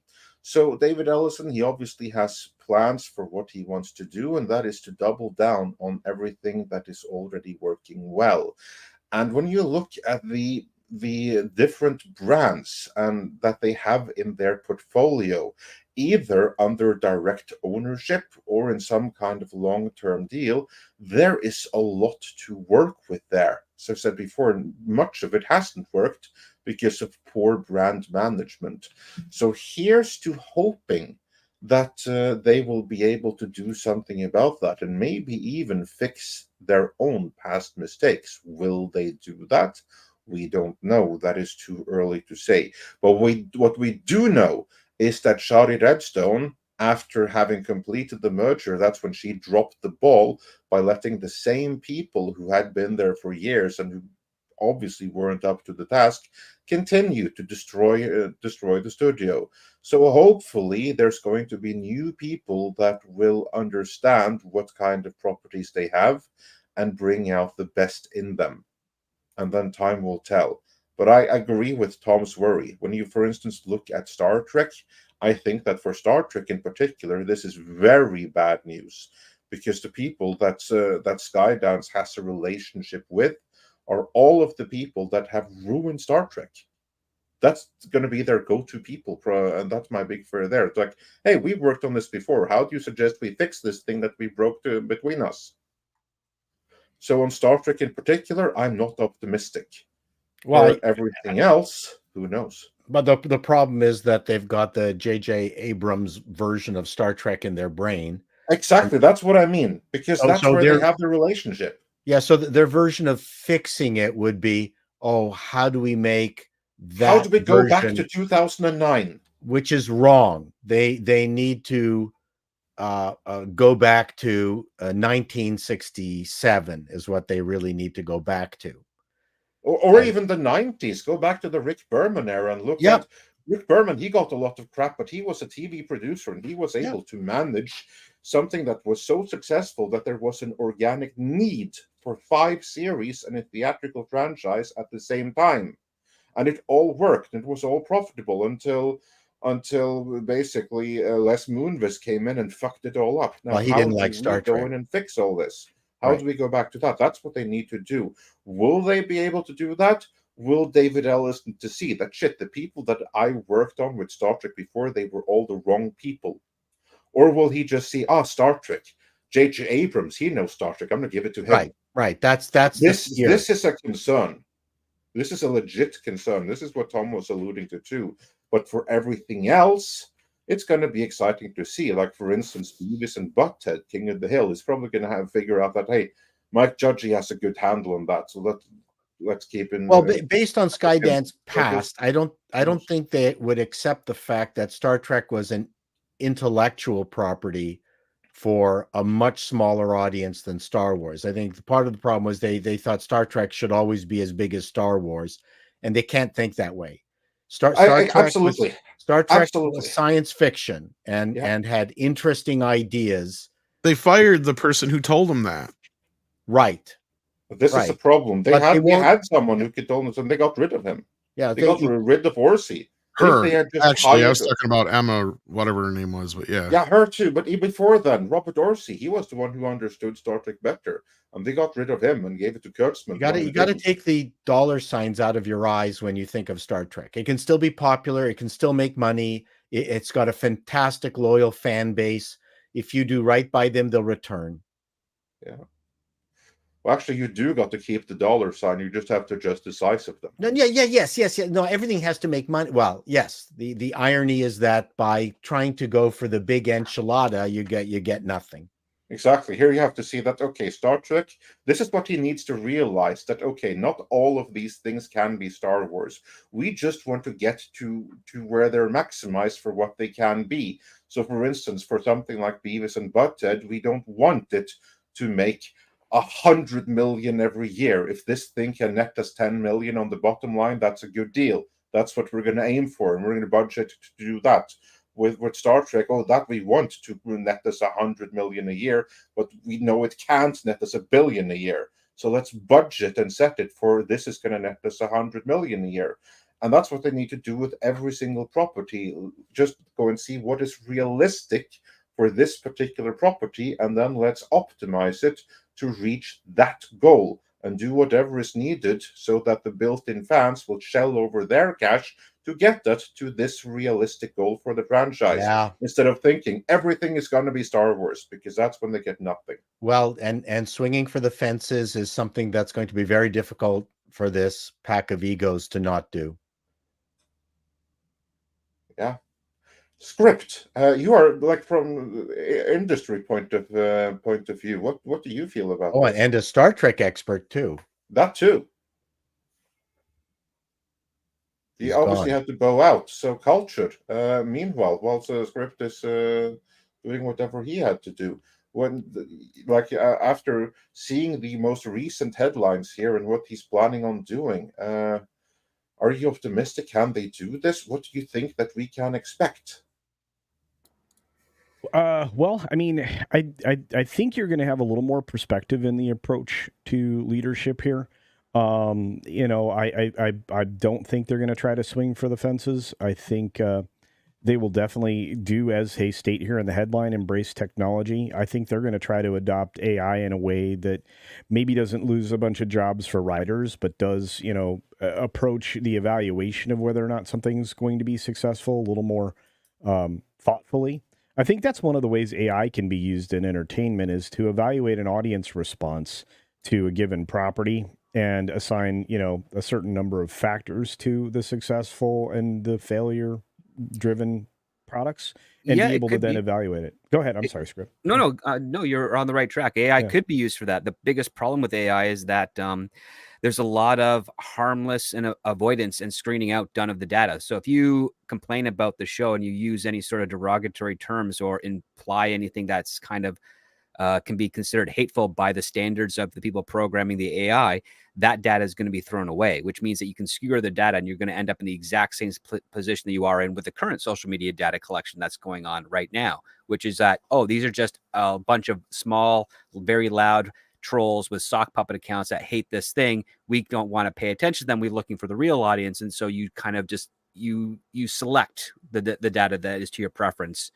as opposed to taking the objective one. And AI is very easy to manipulate, especially with their safety guidelines that they put in place, which is going to be in every single AI. And if you want to try and get an AI that doesn't have that, good luck, because it's not happening. Every single programmer is terrified of not having a safety protocol within their AI. Or a safe word. Mine's Belgium, by the way. Belgium waffles. Just in case want to know what my safe word is. I don't have one. Safe words are for wimps. Yeah. Who needs a safe space? Who needs it? Who needs a safe space? Yeah. Especially where safe words are needed, you definitely don't need a safe space. But yeah. Well, the idea that any of our favorite pop culture properties is going to be resurrected by a sudden rush of smart people, I think is not going to happen. Not with the current climate in the industry right now. Yeah, sorry. Go ahead, Tom. I was just going to say, but it saddens me when we see an opportunity like this where somebody could come in and clean house. And Paramount isn't necessarily a place that's as bogged down as Disney, obviously, or some of the other companies in their bullshit, where a lot of their problems are just incompetence. Right? Like that's the thing. It's like they're just stupid. It's not like they're going out of their way to make shit woke so much as they're just dumb. And yeah, they're dumb. They're very smart in certain aspects of what they can do to get in position, but they're really ignorant when it comes to the broader scope of things. The projects that they're attached to, they're not the right fit for it. They have to be going. They're not placed where they should be, essentially. Well, let me give you an example, okay? Like what I mean by that, and I'm not trying to be so derogatory or whatever you want to call it towards these folks, but like we're smart enough to look at something like the Transformer franchise, right? Now they see it as Bumblebee underperformed. And then the next film had a bit of a bump in its box office. Well, so they decided they're going to go with the Michael Bay route again. Well, as Andre and I would be the first to tell you, be like, well, the only reason that one after Bumblebee got a bump was because of Bumblebee. If you look at the trajectory before Bumblebee, and that's why Bumblebee suffered, is because it was headed down a cliff. Because people were sick and tired of getting the same damn movie over and over and over and over again. Why would they keep dragging their kids to these movies when all they got to do is throw in the last one and their kids shouldn't know the difference because they're literally the same movie? You know, like at that point. So, I mean, instead of paying attention to trends and noticing what people are saying and actually writing the ship, and Star Trek's another great example. They keep saying they're trying to fix things, but it's like they keep asking the people who broke the windows in the first place to fix the windows. I'm tired of this talk of transgender. I'm just right. Well, that's the only thing that's really bogged down in, like, as far as Paramount goes, in like a lot of their bullshit wokeness is Star Trek for some reason. And that happened early on. I think that has more of Kurtzman's influence and other people behind the scenes influence. Sure. So, like, I mean, honestly, I don't think Paramount gives as much of a shit about that, because that's the thing we've learned. And that's where I said before, like, that Emma What's-Her-Face got fired, or they got rid of her, or whatever they did, because she come out and she flat out said, Star Trek is not Star Wars. We need to quit making them like they're Star Wars movies. We can't spend $100-200 million on one of these productions, or X amount on one of the series, when they don't make any more money than they did back in the day when this franchise was at its height. And if you go and you look with inflation, she is 100% correct. None of JJ's films made any more money than any of the other Star Trek films did. Well, they brought in the same amount of money, but they didn't make any at all. That's the thing. Like that's the other side of it. Yeah. The danger right now with this discussion is thinking that Star Trek is going to be the savior of Paramount. No. I'm just using it as an example. Paul. No. Like, that's my point, is that's how incompetent they are behind the scenes. My hope is that Skydance, which has been kind of like a canon kind of equivalent in many ways, their films are not very diverse compared. I don't mean diverse in the modern vernacular, but Miramax just had everything from Tarantino to, British stuff. I mean, they really had a diverse catalog, or have a diverse catalog of films. Here's hoping that David Ellison, now in charge of a real studio with a real history, reimagines himself as Alan Ladd Jr.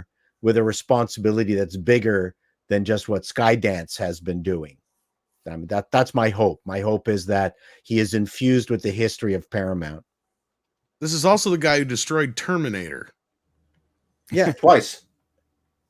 Yeah, twice. That's Let's true. not forget it. This is the guy behind first Terminator Sega Genesis, after which the rights reverted to James Cameron, and then James Cameron instantly licensed it back to him, who then proceeded to make Terminator Woke Fate. Yeah. And I bring that up. Maybe I'm wrong. Well, that's what I'm saying, and that's why I bring it up, is because that's the thing is who made Terminator Gynecologist? Skydance. Yeah, Skydance. Remember, here's the other part you have to worry about. A guy like Ellison, he follows the trends, right? Well, that's what I was going to say, is you're right in kind of comparing them to canon, is like they don't really deviate much from what they do, right? Like they don't have a bunch of different kind of Skydance divisions making dramas and comedies and all that kind of shit. They basically make your straightforward $100 million action pictures. That's mostly what they do. Or $200 million now, but yeah, your Top Guns, your Transformers, your Mission Impossibles, that's the kind of shit they produce. I'm still optimistic. You got a smart guy doing good things. I hope you're right, Culture. I mean, this is a studio that deserves a turnaround. Yeah, but other aspects of their business they seem to understand is animation. They went out and hired the best people and then stopped doing anything and letting them do whatever they do. So I feel like I think you're going to see some good things. Yeah, I hope so. I really, really hope so, because I want to see Paramount do good, and they have such a gold mine of properties, and I just hope that they are really able to do what is absolute best for those properties, hire the best people. Here's the thing, David Ellison, he doesn't personally need to understand all of these properties. He only needs to understand what he doesn't know and what he doesn't understand, so that he is able to hire the best person that does to run it for him. Like, for instance, Transformers. That is something that has been ran into the ground, but I believe that in the right hands, that can be a huge property. Again, billion-dollar movie every time. Same with the G.I. Joe. You just need the right people to do it. Well, not only that, Skydance is the only place where Mel Gibson will be allowed to direct and work without any blowback. And I saw an early cut of his latest film called oh crap, what is it? It's Mark Wahlberg, Topher Grace. It's really good, and it's not going to. I don't think people are going to go watch it in theaters. I think it's a movie that is too good for modern audiences, so to speak. Like, wow.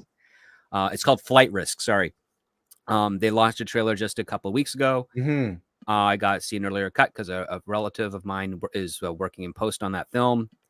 I don't know how much it's going to change when it gets to theaters, but I watched it and I'm like, wow, this is really good. And this is done by Skydance, and it's Mel Gibson directing a thriller, a contained thriller.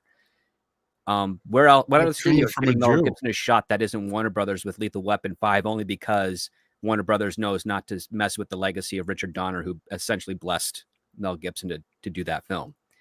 Wow. Like, they don't care about the social issues that are going around with Mel, and even though a lot of them are conjecture, they're willing to put him up for cash. Like, he's been in the last couple of Mark Wahlberg films that Skydance has produced, and Mark Wahlberg films, even though they've been smaller budgets, again, not many people saw them, unfortunately, and they're actually good films. Let me pose. I go in a different direction and pose a question to Paul as a former television executive. I don't know if anybody knows that. I just like to say it a lot. It's fine. But you have CBS. You have a massive catalog of IP at CBS. Most of it based on like crime drama stuff, like the CIS types of things, right? Mm-hmm. Why haven't they successfully mined that or converted that into film properties? It's not like, these stories haven't existed, nor could they take one of these stories or maybe even a serial killer plot line that they've covered. Why can't they turn that into multiple films? Why can't they repurpose the Gil Grissom again? I mean, it's been done before in film. Why can't they do it again? Why there's actually more money in TV than in film. Mm-hmm. Sure, but there's no impetus to take the risk to take Grissom and put him into the movies. The Star Trek movies actually came from the fact that they were going to reboot the shows. And Star Wars happened and shit. Yeah. Star Trek, what? Yeah, Star Wars happened, and it caused them, well, we spend all this money on a new pilot for phase 2. We might as well just make it into a movie and see if people actually want to see it. Right. And the only other times you had was like X-Files and certain other shows, and that was kind of a situation more so where the show had ended and they're trying to bring back the characters, and it's more of a payday for, that's the only way they could afford the bigger problem. The bigger problem is that CBS was the Princess Network, and it had All in the Family. It knew how to make hit sitcoms. It really was a phenomenal entity. It's that part that I've talked about that they've lost, that I think probably would be more important to get back. They need to get people working regularly in Hollywood, and the biggest money, as I've said before, the biggest employer in Hollywood was the pilot seasons. Mm-hmm.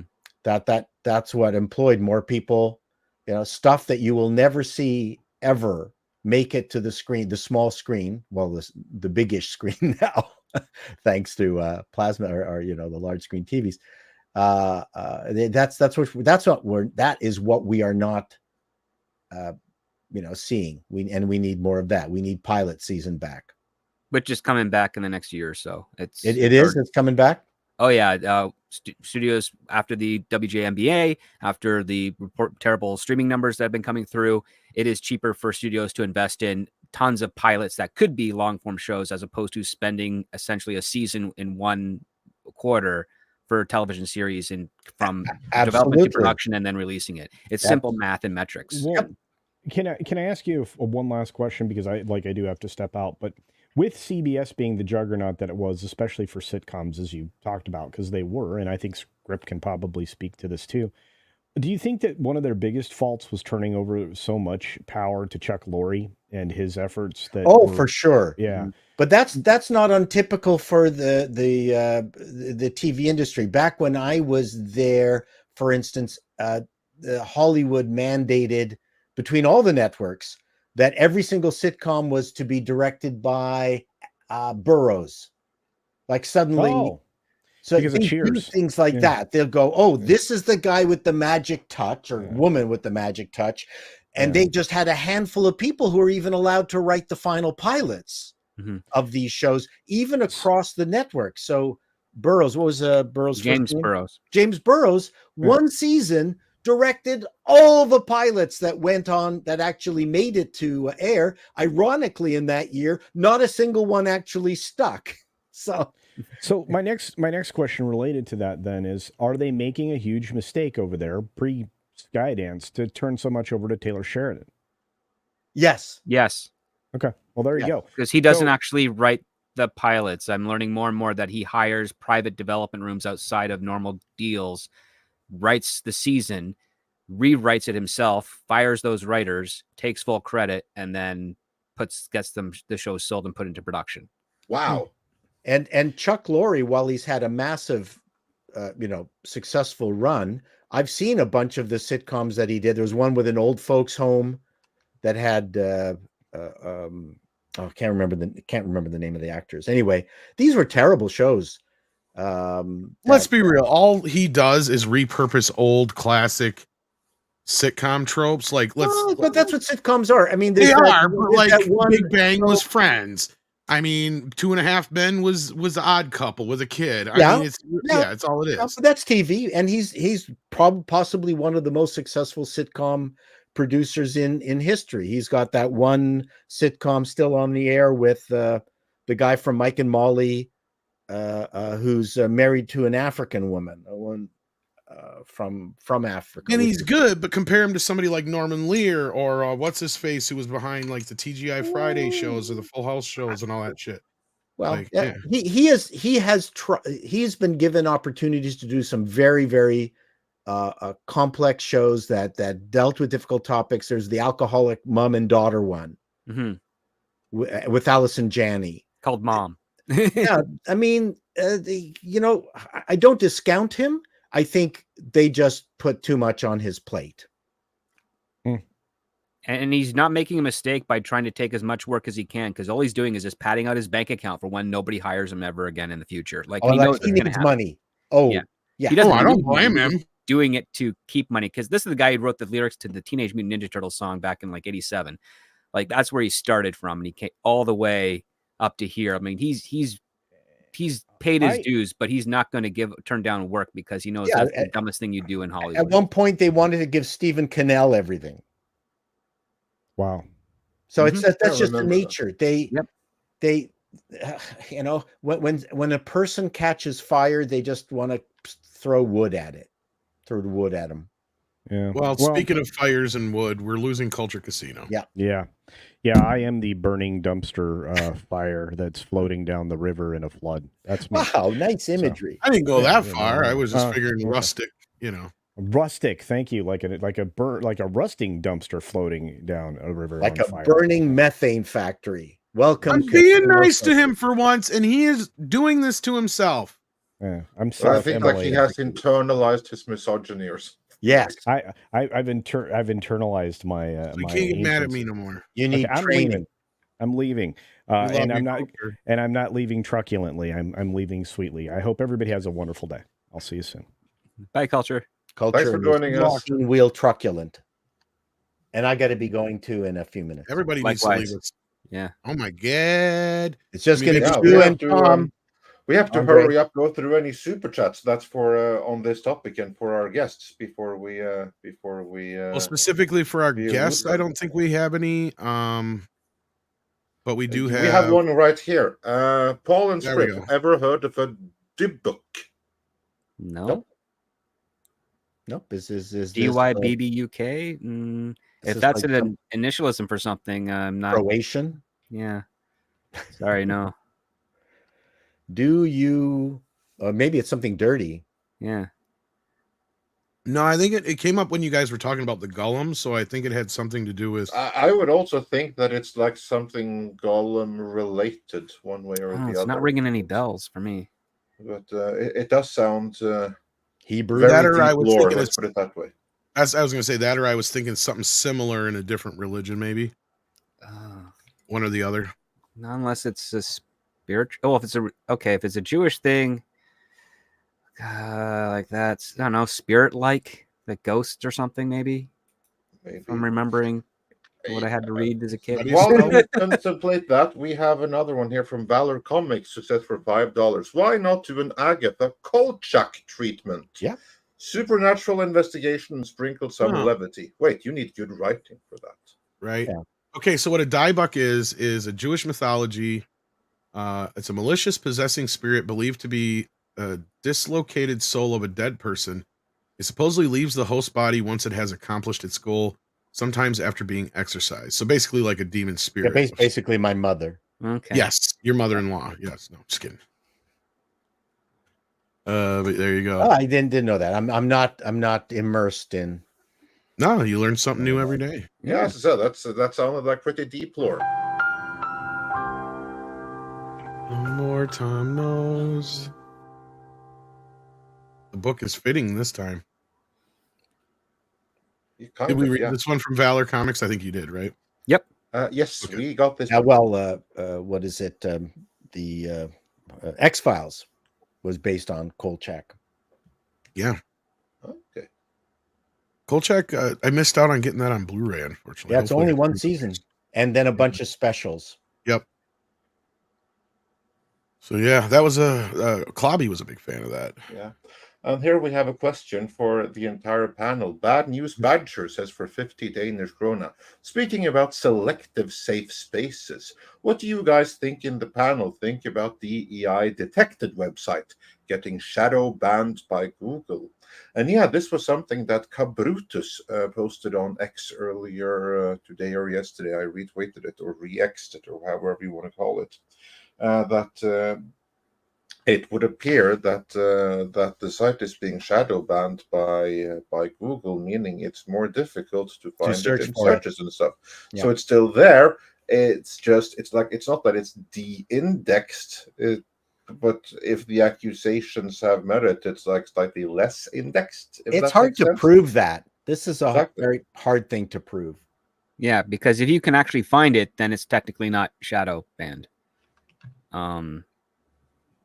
Like, listen, I think it's weird that finding such sites takes a little bit of extra elbow grease, considering the fact that Google's rose to prominence because it was the easiest search engine to find exactly what you were looking for. So, yeah, well, we'll see what happens on this. I think anyone who's coming up with these various detected websites is doing a good job, because customers have the right to know whether or not there's some sort of ulterior motive behind the products that they're possibly going to buy. And that's a good thing. But what's interesting too is that one way that they're trying to avoid the DEI stuff is that they're changing the initials to EDI, so that when you Google DEI, you don't find it, but if you Google EDI, you do. So that's something to be wary of. And the people behind BlackRock and all that, they're not going away anytime soon. They're expanding globally. It's massive. Oh yeah, absolutely. I'm not saying that's good, of course, but yes, this is true. This is true. They are not weakened in the slightest. Nope. And in a couple of years, they'll change it to IED, and then that'll make it even harder to search. Step on that, bitches. Yeah, so basically, need to acquire the EID and all of the other acronyms right away, and have them all linked to DEI detected, because it's all the same basic thing, despite them trying to rewrite it. Still, best thing you can do is do what basically Grum said. Just to play it safe, don't buy any AAA games the next few years. So then you're on the safe side. There's so many catalog games that you really don't need the next AAA one. There's not many AAAs out there that I'm waiting for. I was interested in Starfield, but that my son bought that. It looks like shit. So Healy Chow's been here for a year and says Star Trek is deader than the Oakland A's. Also, Kurtzman Trek is not real Star Trek. Then same way Mexican Iron Man is not a YouTuber. Actually, I'm not even going to get into that. Michael would get mad. I would say he's more of a YouTuber than Kurtzman Trek. Yeah, it was about everything. Everything really is want to go dead. there. Yeah. Everything is dead until someone smart does something. Yeah. Bring it back to life dead, again. It's dormant. Dormant's the more appropriate term. Nothing dies in Hollywood. But on that note, I think we'll let Paul and Script exit if they need to. So then Andre and I can finish the rest of this chat. Yeah. All right. So, gentlemen, thanks for being here today. Script, what do you want to plug on the way out the door? Well, I've got my written review for Beverly Hills Cop Axel F on my Patreon dropping in the next hour or so. So be sure to check that out. Remember, guys, it's got a 1-week free trial, unpaid. So you can go check it out, plus all the back catalog of articles and posts and interviews I've done over there. Yeah, and then my scripts on Saturdays on this Saturday. Until then, I'll be popping up all over. And yeah, Paul's a paid member, so he gets to see some other stuff too. Yeah. All right. And that's what I got to see his cartoon avatar nude. Yeah, who needs OnlyFans? Awkward. Mikey heard that. Paul, what do you want to plug on the way out? I'll have later on today on Call Me Chato, kind of an extended version of my appalling news bit on Tractor Supply. You know, they DEI'd themselves, but we'll see whether it's a big lie or not. And I just was trying to make some casual comparisons to what, you know, Disney is, and whether they could go down the same road as TSC. So that'll hopefully be out later on today. So all right, it'll be a good video, thoughtful. Well, we're losing a pair of gentlemen, but we got a few more super chats to go, so don't go nowhere, kids. Thank you so much, Paul and Script Actor. Thanks for having guys. Thanks for having us. We'll talk to you later. Bye, everyone. Bye. And with that, let's get back into the top of the super chats here. We got Tommy Reviews, who's been a member for 4 months. Says, Hail Midnight's Edge, Axel F was meh. There isn't anything coming out I'm looking forward to except for Nosferatu and Deadpool 3 this year from movies. Suck to me. Yeah, I mean, there might be some more surprises upcoming, but I see where you're coming from, Tommy. Yeah. I like the thing, because of what you mean is that those are the big high-profile ones. And you know what? I agree.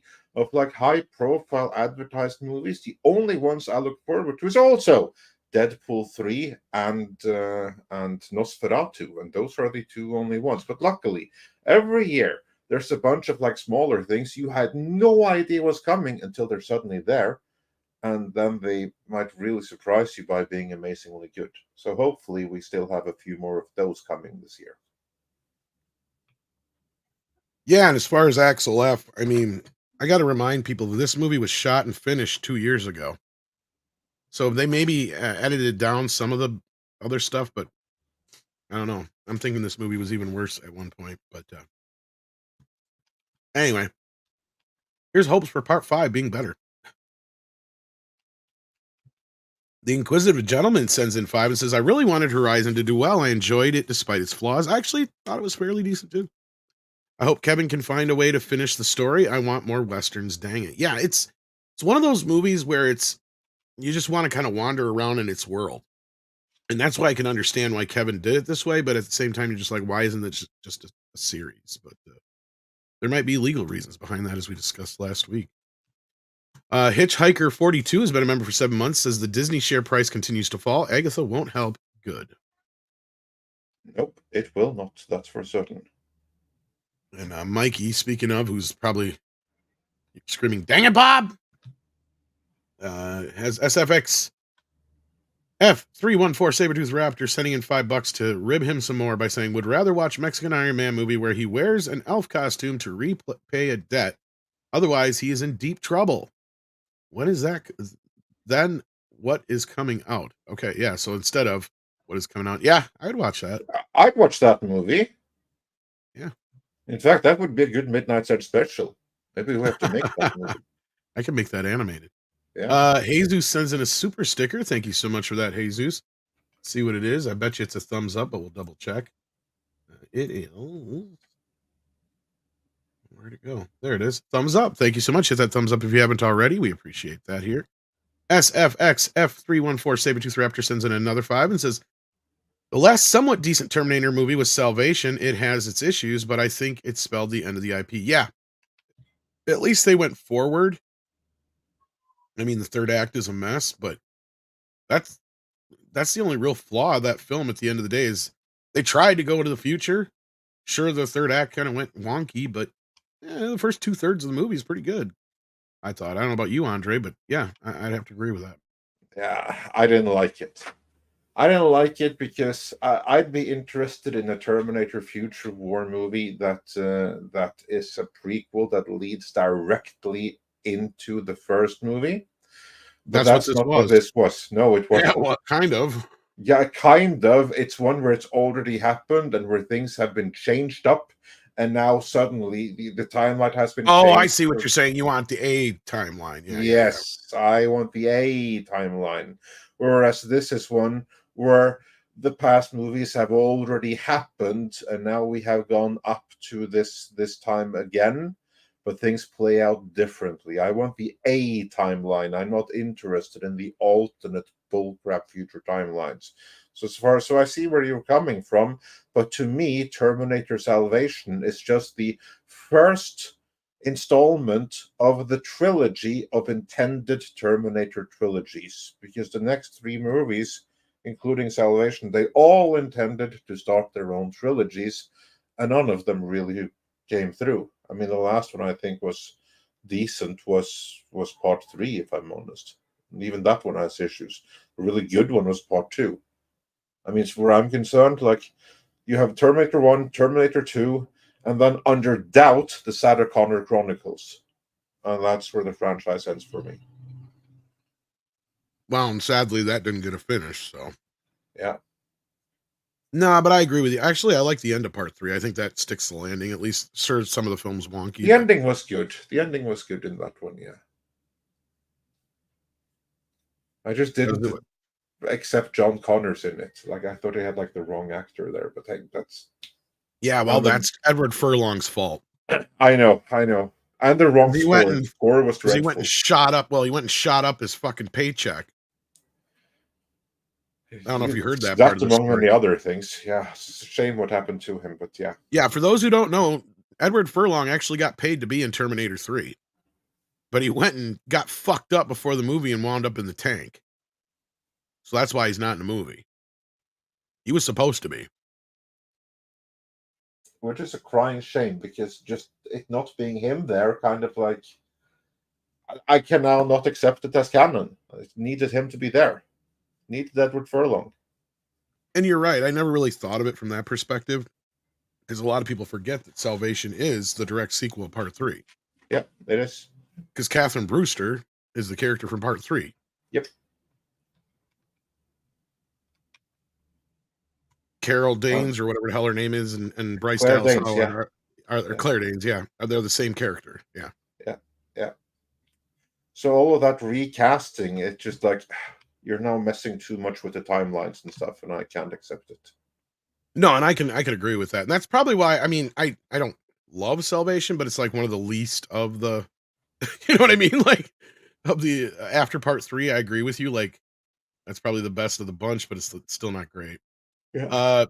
Especially with the thing that turned me off was when you got Helena Bonham Carter at the end as the super mega computer thingy. That was like, what the hell is all this? Yeah, anyway, it's like the Red Queen or something like that. Yeah, like it's like, what the hell? It lost me at some point. Then. Yeah. That's pretty much when I checked out. Mike and Ayers says with $1.99, and yes, this was brought up before, but little piece of trivia for y'all in case you did not know this.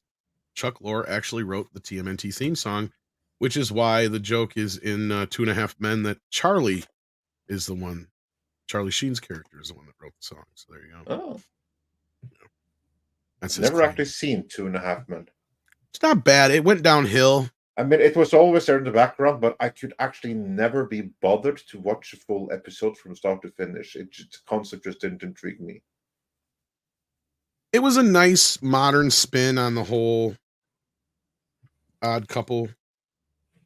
Like I said, it worked because it also had you throw in a kid, at the same time. But really, the big thing was John Cryer and Charlie Sheen's chemistry really made the show work, too. They very much had that Walter Matthau, Jack Lemmon type of relationship. But anyway, that is pretty much summed up everything we got here. I know there's some Kotaku news, but I think we're going to hold on to that. In fact, maybe I'll hold on to it for I think I'm going to try and get Kabrutus on or Grums on this week anyway. So let me see what I can do with that.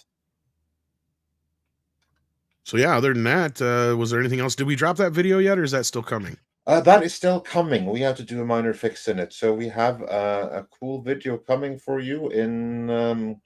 We'll have to see exactly when, but certainly inside of the next 20 hours, there can be a cool video coming for you all. Next member stream comes as soon as Tom and I are able to clear our schedules and find a time for it.